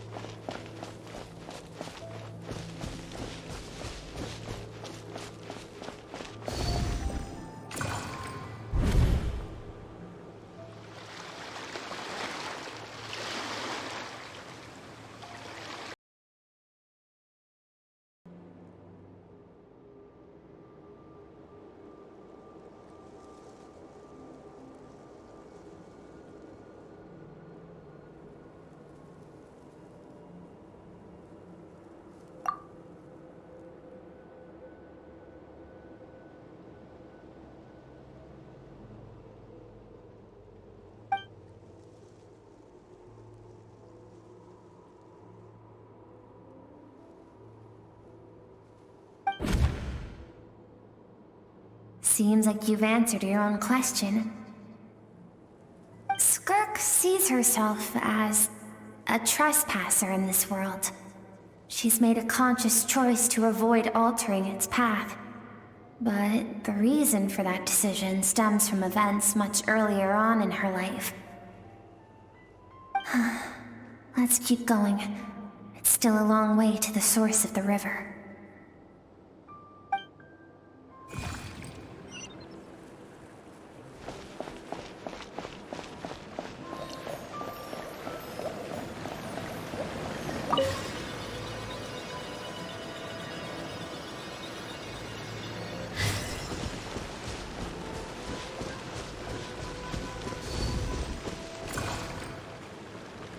You now have what it takes to wield immense power.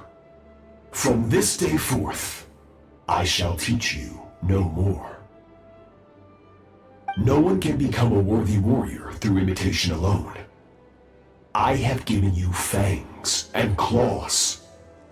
Now, you must learn to hunt. You wish me to travel the world beyond on my own, Master? Indeed. Make new friends. Embark on your own journey. And piece together a new future from the shattered remnants of your past. We will still have contact through the abyss. But know this.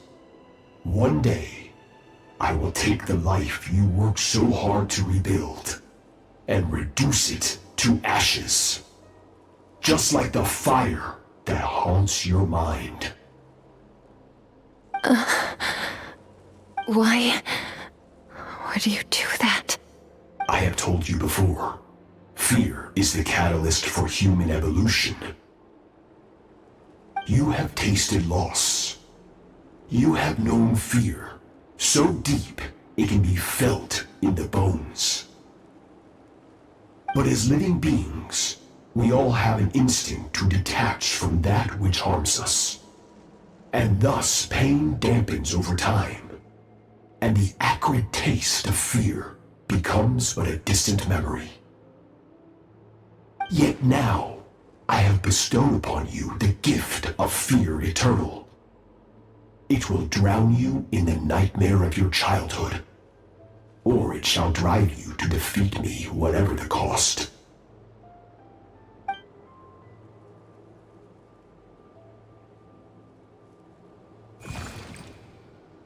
That is what Skirk's master, the foul Sertology, looked like at one point in time.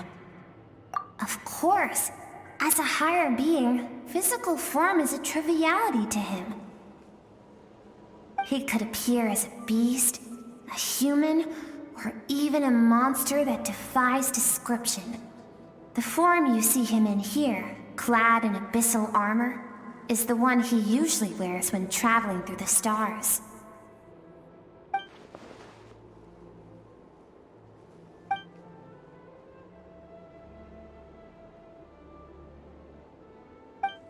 For certain reasons, I need to bridge the power gap between me and my master as quickly as possible. But first, I need to understand the source of his strength. To do that, I need to follow in his footsteps, walk the path he once walked, and somewhere along the way, I'll find out how to defeat him.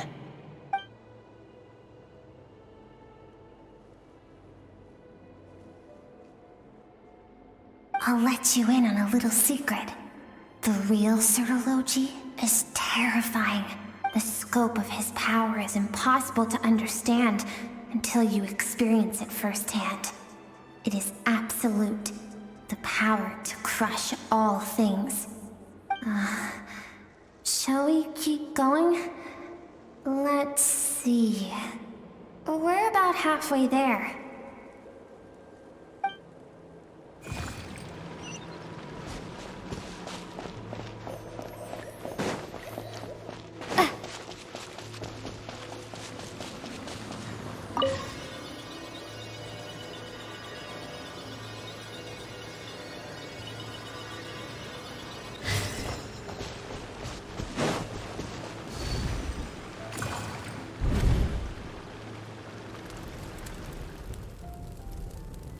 We've made it quite a ways already.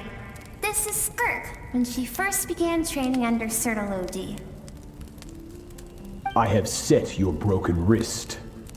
Tomorrow, you're to train twice as hard. No tears this time. Good. Attempting to garner sympathy through tears is a habit of the weak. A pitiful, useless ploy. Can I ask a question, Master? Why did you save me? I keep thinking, maybe it would be better if I had died. I wouldn't be haunted by that fire all the time. I wouldn't have to go on like this. I saved you because I have a plan for you. It has been too long since I fought a battle that demanded my full strength, and I hunger for it. Every so-called genius and prodigy I have faced has crumbled like sand underfoot. Before me, even fate bends the knee. So, I will teach you everything I know, train you by whatever means necessary, in the hope that one day, you might surprise me. But I don't want to draw my sword against you, Master. What you want matters little. Among the boundless sea of stars, the cries of the weak are but faint murmurs that disappear into the void. You of all people know that well. Yes, Master. From that day forward, all she knew was grueling training, emptiness, and fatigue. After some time, her talent bloomed, and she gained control over her emotions, like her master. How should I put it? It was not that human emotion disappeared from her heart, but that reason came to dictate all she was allowed to feel. I suppose it was at this point that she became the Skirk you know today.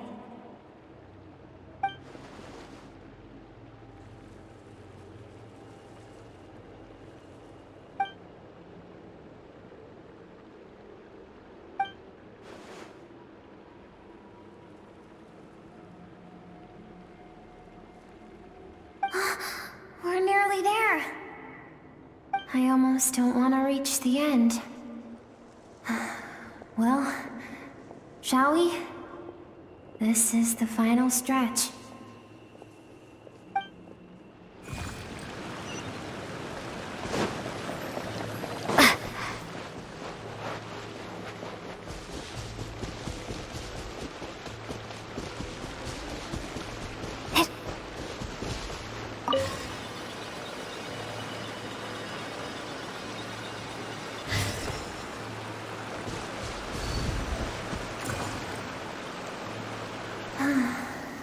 These are Skirk's happiest memories. What a simple and carefree time it was. Wisps of clouds dotted the sky. The sun bathed everything in golden light. And when song filled the air, not even the shyest of flowers could resist swaying along. This is Skirk's homeland. She was so curious about everything as a child. Always skipping school to go exploring instead. There was so much to discover. The treasures at the bottom of the sea. The secrets beyond the stars. And that merchant ship packed with adults wearing those strange clothes. Yes, the ship. That was the beginning of the end. It was a spaceship. When it arrived, the people that disembarked wore smiles on their faces and spoke of friendship. They claimed to be merchants from a neighboring planet, looking to establish trade. Skirk's parents, her relatives, her neighbors, everyone welcomed the newcomers with open arms and allowed them to explore the planet.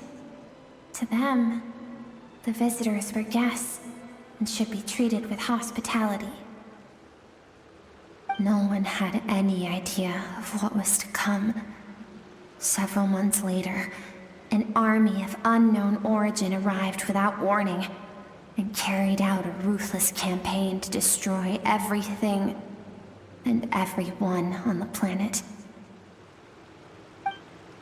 Skirk had skipped school that day, like so many times before, so she was not caught in the immediate wave of destruction. But when she came home that day, only fire and ruin awaited her. Countless people cried out to her for help. People she knew and loved. Friends and relatives. The little girl who lived next door. The shop owner with the bad leg. The bad-tempered teacher she had made fun of just that morning. Their lives were discarded like worthless trash as the fire consumed one life after another. Skirk was helpless. All she could do was run. And so she did. She kept running until an unexpected figure crossed her path. If Sertology hadn't been there in that moment, the fire would have claimed her life too. And there she would have remained, left to rot in the scorched earth, with no answer as to why any of this was happening.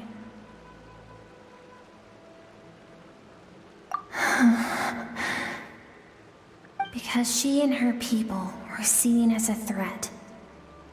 As the initial merchant ship explored the planet, they discovered that it hadn't always had the condition to support life.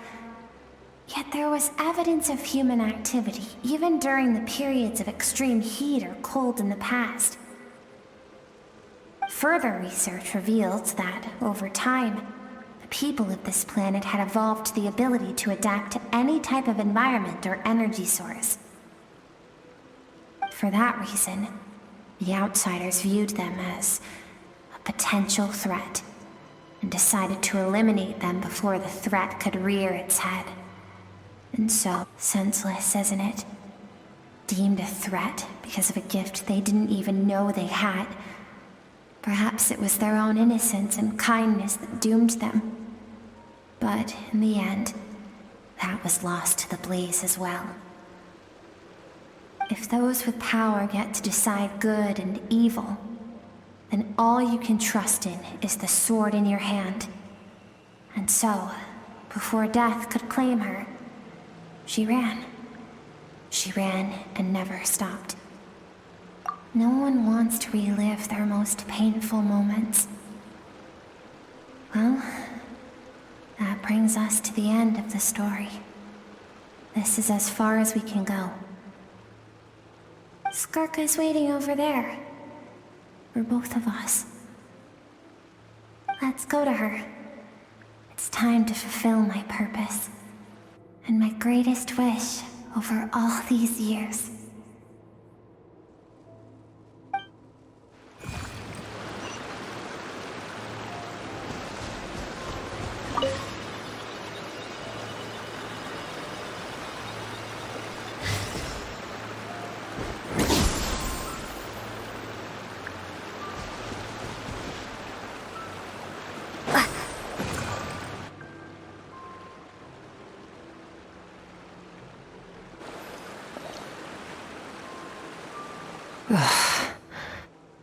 So all this, just so you could bring her here? I have things to say to you. Well, to me. I want someone to witness our reconciliation, even if it takes an argument to get there. And her suppressed emotional self, the version of herself she keeps locked in the recesses of her mind, stifled by reason. All those rejected impulses, those discarded aspects of your past selves, they are a part of me now. I am who you used to be. Someone you have refused to face for too long. So, I came to face you instead. You're wrong. I've faced you all along. And that's exactly why I keep you locked here. Your existence makes me weak. Moments of joy and longing are when we are most vulnerable. Don't forget, it was a penchant for goodness over reason that doomed our homeland in the first place. The vastness of the universe renders everything insignificant. Our feelings most of all.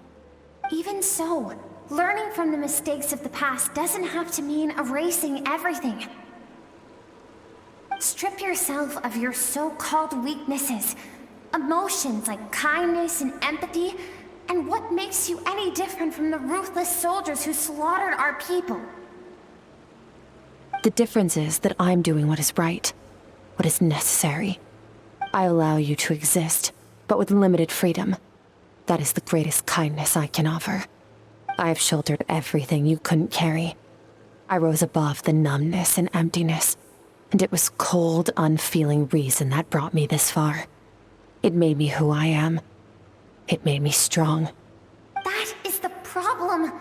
I want to shoulder those things together. On the grand scale of the entire universe, maybe our feelings are vanishingly small, but why should that mean they don't matter? Emotion gives warmth to the cold expanse of space. It gives meaning to the world around us. Think back to those nights of gazing at the stars, those afternoons of exploring the unknown. Think back and let them grant you peace. A brief respite from the pressure you put on yourself.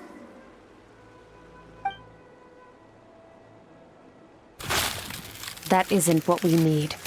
It's exactly what we need. Aren't you curious about why recovering your strength has taken longer than normal this time? Finally, you get to the important part. That is the only answer I came here to find. Then look around. Look at your inner world. You cast aside your dreams and curiosity, and in doing so, you lost your original motivation. You severed all connection to who you used to be, so you can no longer draw strength from your past. Now, the only things driving you forward are fear and survivor's guilt. But these cannot take you far enough. And so, this river, the source of your strength, grows more polluted by the day. And you think that means I should seek help from a weak little thing like you?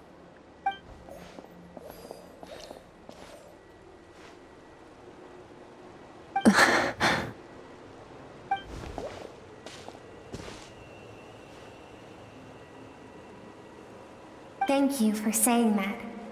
I knew bringing you here would be the right choice. To be honest, I'm not here to argue with you. This isn't about who's right or wrong.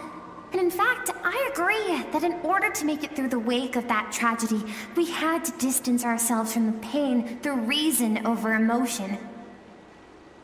But what is right at one point in time isn't always right forever. I know you will never forget that fire.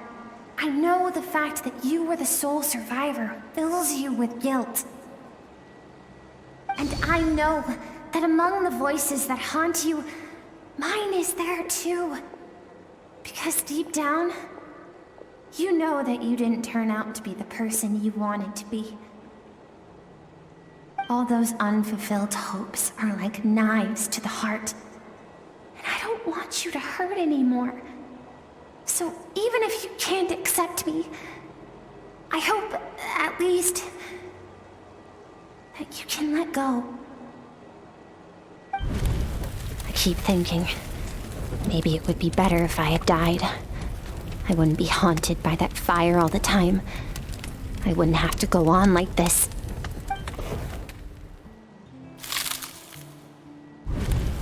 Your dad and I, we're not afraid to stare death in the face, but we need you to survive.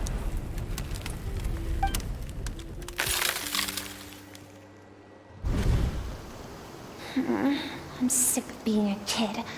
There's so many amazing things out there, and I'm ready to see them all.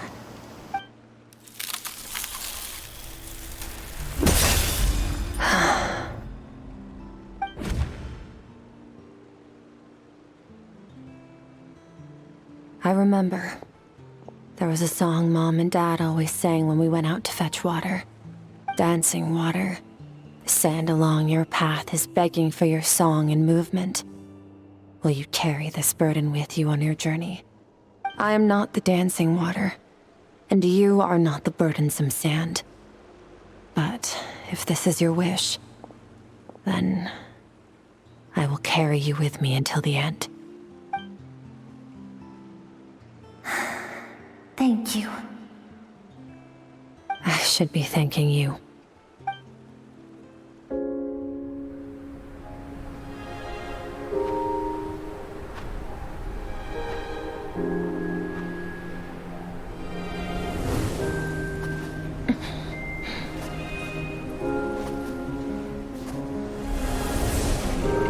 Run, Skirk, run! Remember, leave no one alive! Heed my words, Skirk. Let fear take root in your soul. Did you survive? Why was it only you? Skirk, did you become a positive light in this world?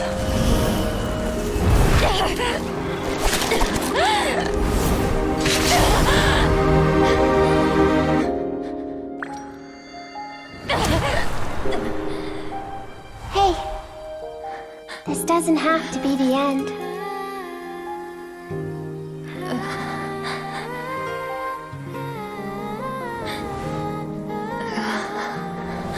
Life is a gift. Don't let darkness claim it.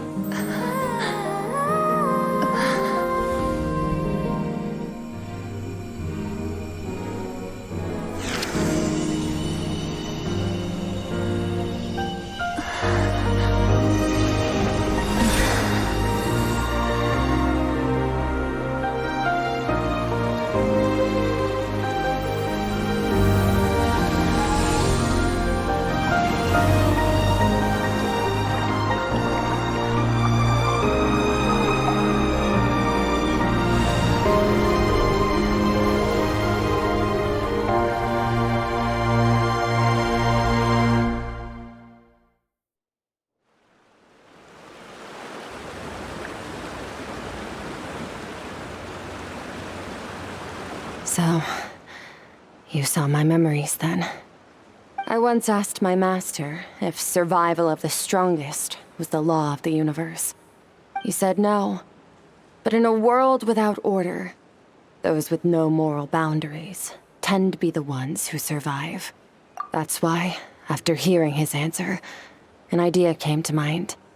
An idea that, one day, I would create a new world order. One in which there would never be another tragedy like that fire. One in which power was not the law of the land. But that means I must defeat him. Because my master, Sertologi, is, at the core, a defier of all rules and order. Yes, and not just because of the gap in our abilities, but also because I have no reason to see him as an enemy. Although his decision to train me was not made out of kindness, he did everything a master should. He saved my life, taught me the sword and the principles of strength. And for that, I respect him. I know, and it's not something I want. But Master never goes back on his word. I have to treat everything he says as a promise. He's no longer into that, but he sends me messages through the abyss every now and then. Most of them are simple greetings, or an answer to one of my questions. Every time I hear from him, my heart skips a beat. And I wonder if this is the moment where he'll finally appear before me and tear down everything I've built to pieces. Maybe that means I do live in eternal fear, just like he said. Yes, I respect him, but I'm also afraid of him. And for that reason, the pursuit of strength consumes every moment of my life. I don't know what Master has planned, but I have to be ready. Help me? Why? This isn't your fight.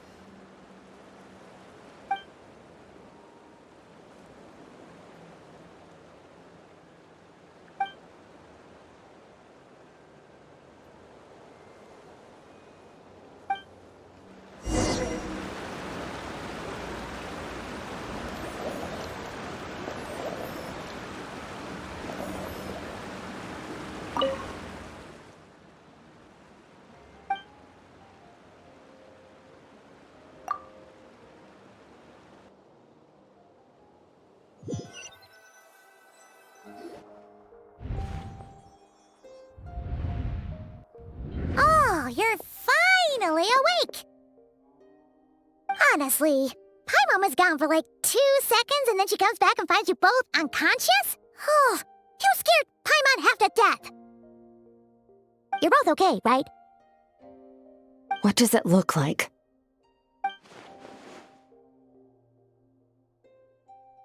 Only water from the source can cleanse the rot and filth that flows from the past into the future.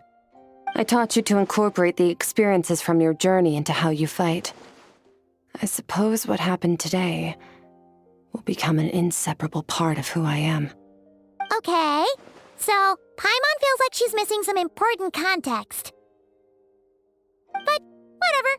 Paimon brought back tons of delicious snacks! Let's dig in!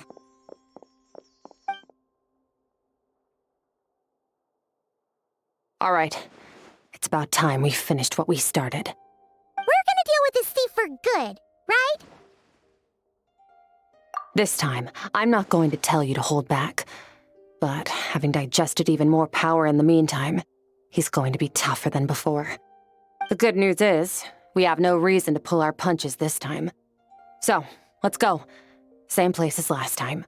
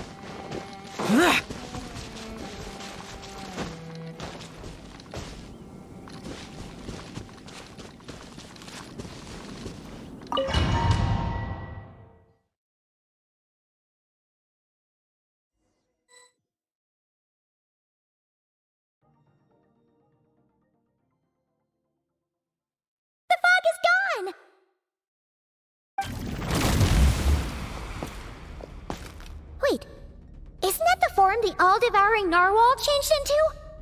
How come he knows that, too? Really? So, you're telling Paimon that giant whale and this guy can both turn into the fowl? How does that work? It's a subconscious instinct. Any intelligent being who longs for his level of strength is bound to mimic his appearance. It's a natural response after encountering someone as powerful as Master. To them, he represents ultimate power. We know the person before us has encountered Master, and we know he stole a portion of my power. So it's not surprising that he would assume this form. Okay. Oh, the closer Paimon looks, the more intimidating it gets. Nervalette isn't here this time, so it's up to us. He won't have the nerve to steal again after we're done with him. Let's teach this guy a lesson.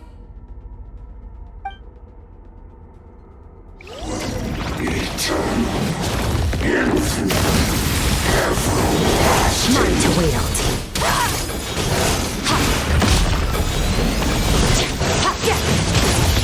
Bombs away!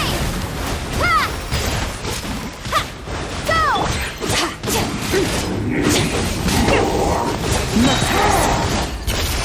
Paradise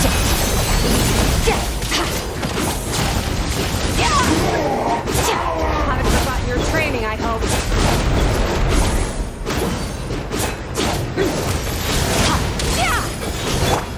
Water jet! Water jet! Water jet!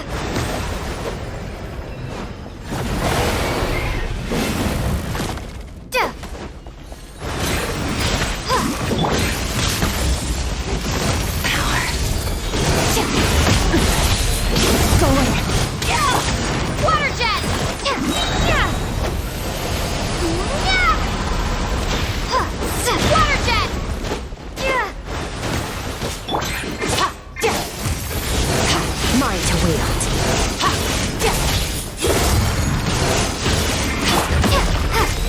Water jet!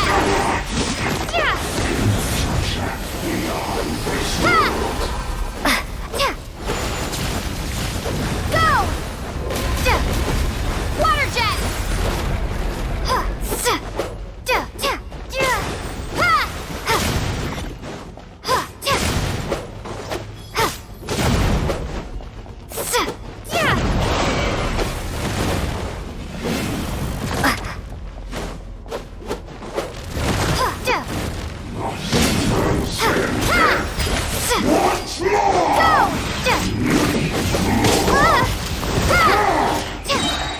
Bombs away! Water jet!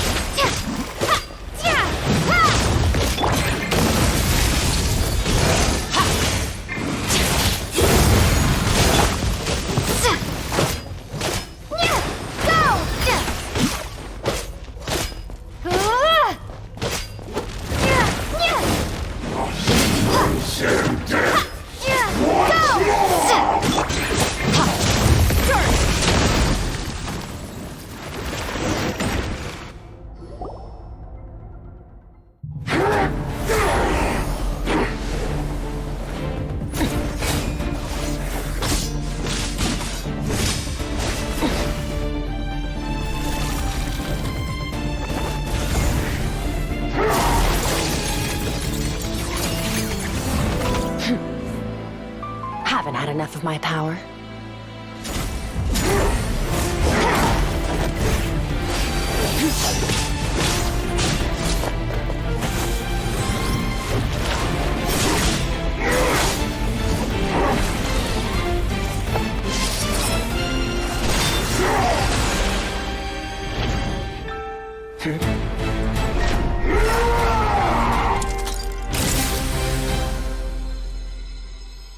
Well then, let's see how much more of this power you can handle.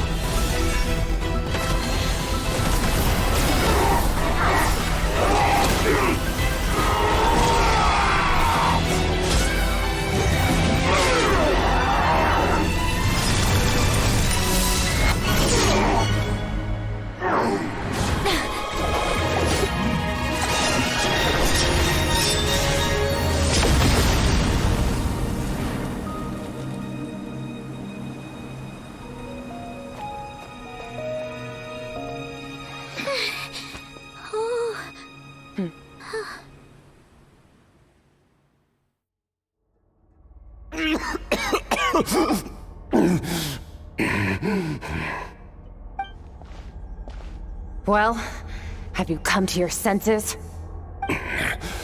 You saw that my body was at its limit.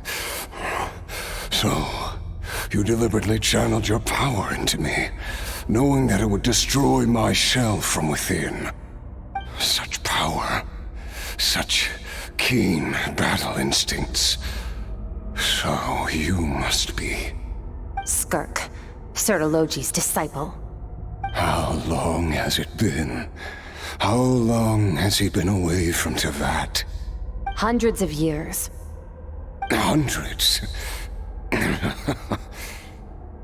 Sorry, it's a lot to take in. I should introduce myself. I am Skofnungar, a friend of your master and one of his followers. This is the first time I've heard your name, Skirk. But hundreds of years ago, I knew you existed. And I knew you would come here. Hundreds of years ago? Sounds like you and Master have quite the history. Care to tell us about it? Of course. Might as well take advantage of a clear head while I can. The story starts a long, long time ago. I was born into a noble family in Conria. As the eldest son, I was set to inherit our title. But I contracted an incurable illness as a child, and everyone gave up on me. I trained the sword harder than anyone else, defeated all of my peers. But it was all in vain. When other people looked at me, all I saw in their eyes was pity, or a strange glee in my misfortune. Even my parents were just waiting for me to die. Over time, my heart hardened, and I became aimless.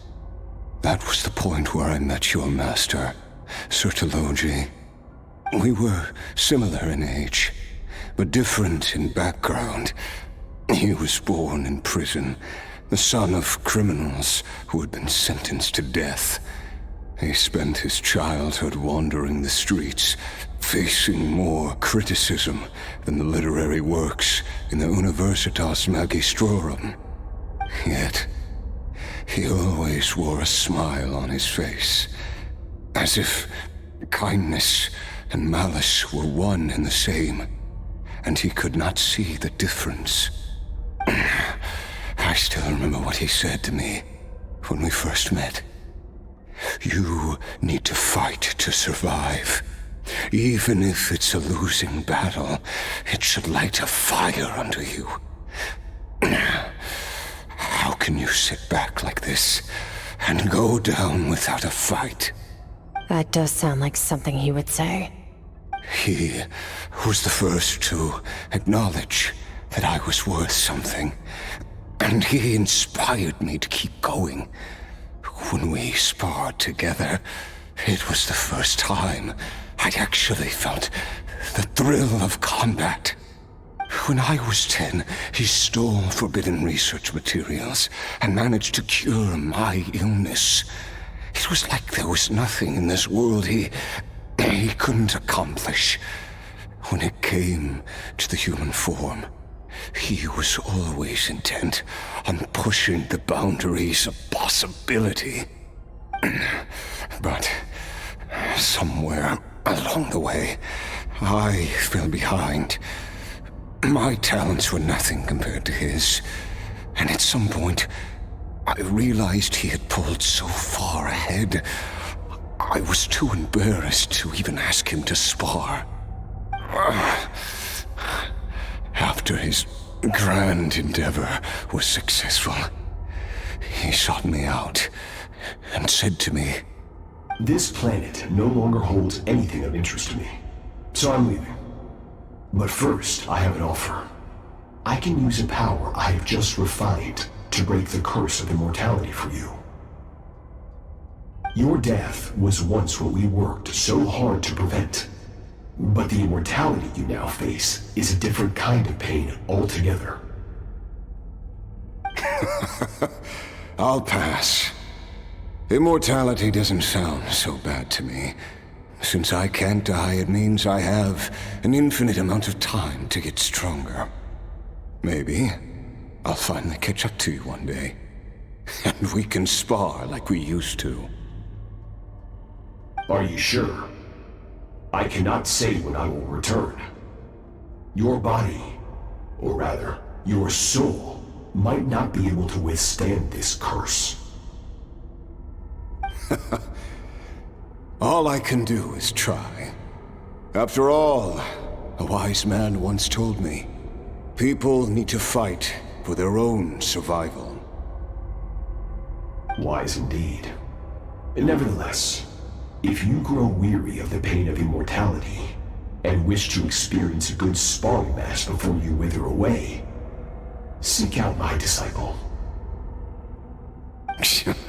Disciple? Never thought I'd hear that word coming from you. Nor I, but Vedifenir said I was destined to find a disciple out there in the universe, and bring her to Tibet. You know as well as I, Vedifenir's prophecies are never wrong. Well, now I'm curious about who this disciple of yours will be. All Vedifenir said was that one day, the stars shall bow in her honor. Sounds pretty impressive. Of course. Only the most outstanding people would have the right to become my disciple. Still self-assured as ever, I see. But you're not wrong. I'll be leaving then. Oh, and if you are serious about getting stronger, I left you a little gift in the primordial sea. As I've said before, walk whatever path you want. Freedom means even the wicked get to make their own choices. Waiting for me in the primordial sea was the all-devouring narwhal, already beaten into submission by Sertologi. In its weakened state, I was able to cut off part of its flesh and sew it into my own heart. Your heart? That sounds like torture! How did you even survive that? Because, of course, I bear the curse of immortality. So, you used the curse to turn yourself into a vessel for power. Even with that whale's ability, devouring power like that is not something the human body can withstand. With your body and soul constantly at the breaking point, it was the curse of immortality that sustained you. But that is not the path to strength. You have to pour your heart into it, work for it, dream of it. Instead, you stole something that didn't belong to you, and it backfired. You're right. I should have known better, but I had already pushed myself to my limits, and he was still miles ahead of me. So I had to take a leap of faith. I miss your master. I miss the days when we were all together, troublemakers without a home. I don't regret the choice I made. But if you'll allow it, I do want to apologize. To both of you. After the beating we just gave you, I think we can call it even. You're an interesting one as well. Sertologi's disciple. That's a lot to live up to. It can't have been an easy experience. I know what he's like. He rules with an iron fist, using despair and fear to force you to catch up to him, all the while standing ever out of reach. We're like mountain climbers in the dark, never knowing how much higher we have to climb, or when we will see the sun again. True. But I made up my mind long ago. No matter how dark it gets, I will not give in to despair. I will overcome it. Besides, after hearing your story, I suspect what Master really wants is not a battle that demands his full strength, but rather a defeat without regrets. Oh? Since you're his friend, you must have some things in common. First time we came here, when you stabbed me through the fog and stole my power, I felt no emotion coming from that spike. But when you had to devote all your strength fighting me just now, I could feel joy and passion emanating from your blade. It was the joy of a researcher discovering the truth of the world, the joy of an artist uncovering a temple of wonders. Interesting. I'm certain I didn't express those emotions outright, yet you were able to read them from my blade, like a glimpse into my inner world. You're right. That battle brought me an unbridled sense of joy, and my defeat brings me no regret whatsoever. Exactly. I think Master also craves a battle like that. One where his opponent forces him to use all his strength, unlock the extent of his potential, and transcend his own limits. A battle to end all battles. After which, all can come to an end, including, perhaps, his life. For that very reason, good and evil are meaningless to him. He has one purpose, one goal: to complete himself. It's one of the secrets to his strength. Perhaps you're right. Perhaps that is his goal. What a battle that would be. Oh, to witness such a...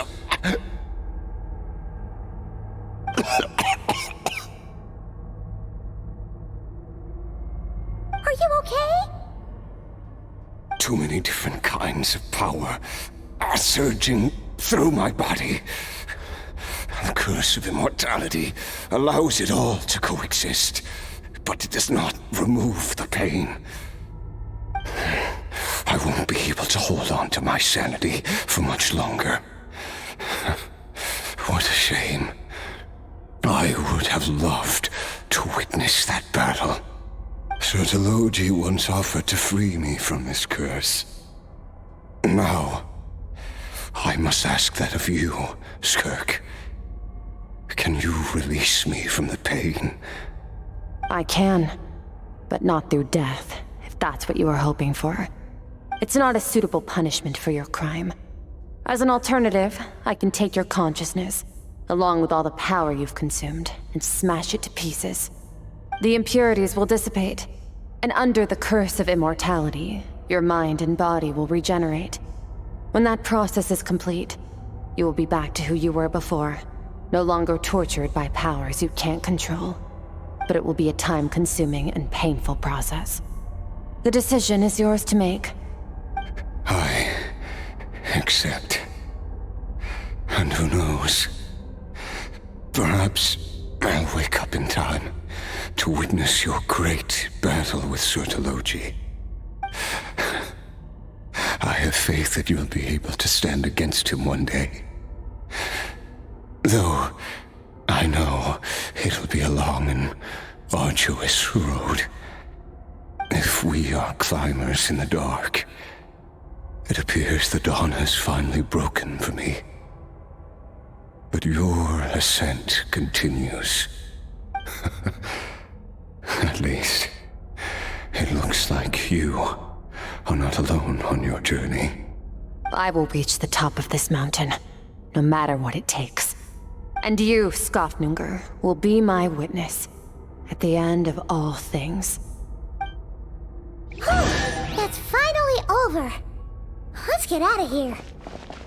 Huh. At least we don't have to make a mad dash for the exit like last time.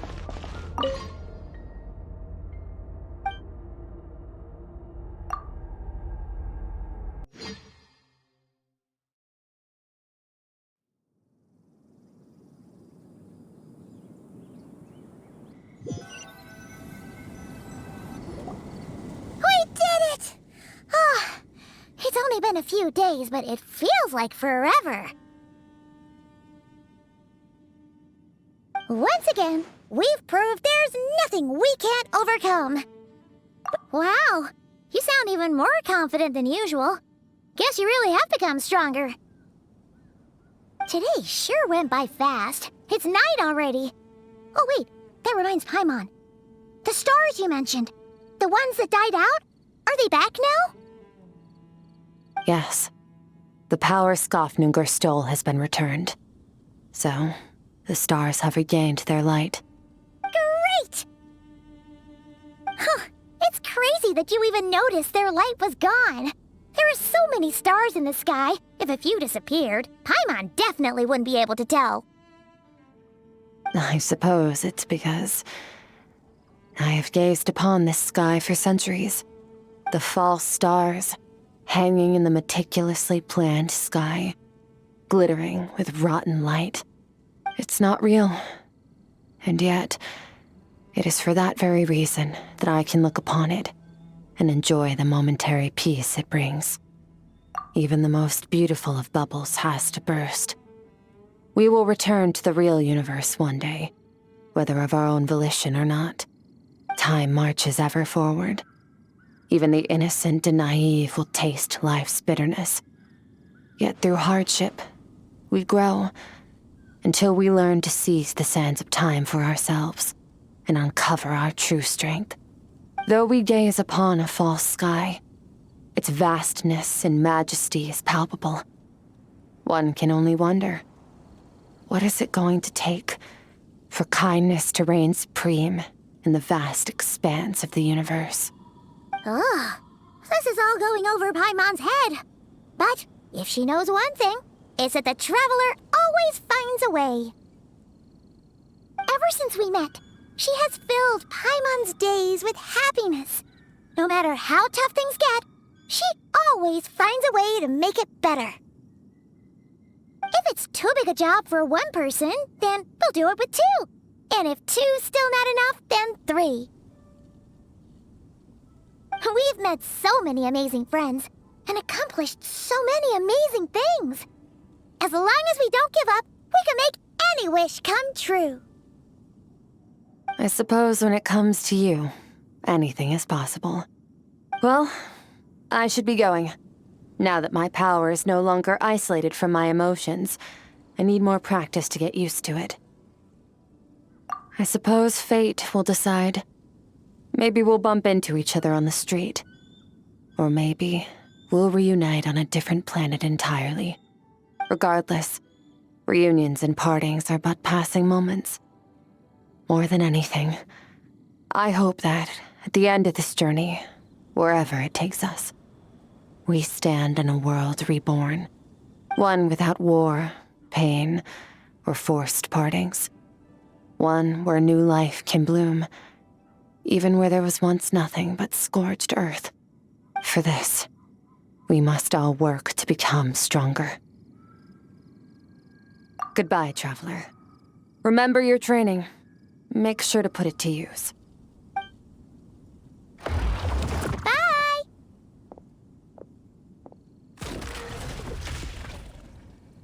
Is it just Paimon, or is she being nicer than before? We definitely count as friends after all that, don't you think? Hey, what do you think about camping here tonight? There's nothing quite like sleeping under the stars. Come tomorrow, we can continue our journey. Oh, and since Paimon treated you to that super nice meal at Wanmin Restaurant, it's about time you returned the favor.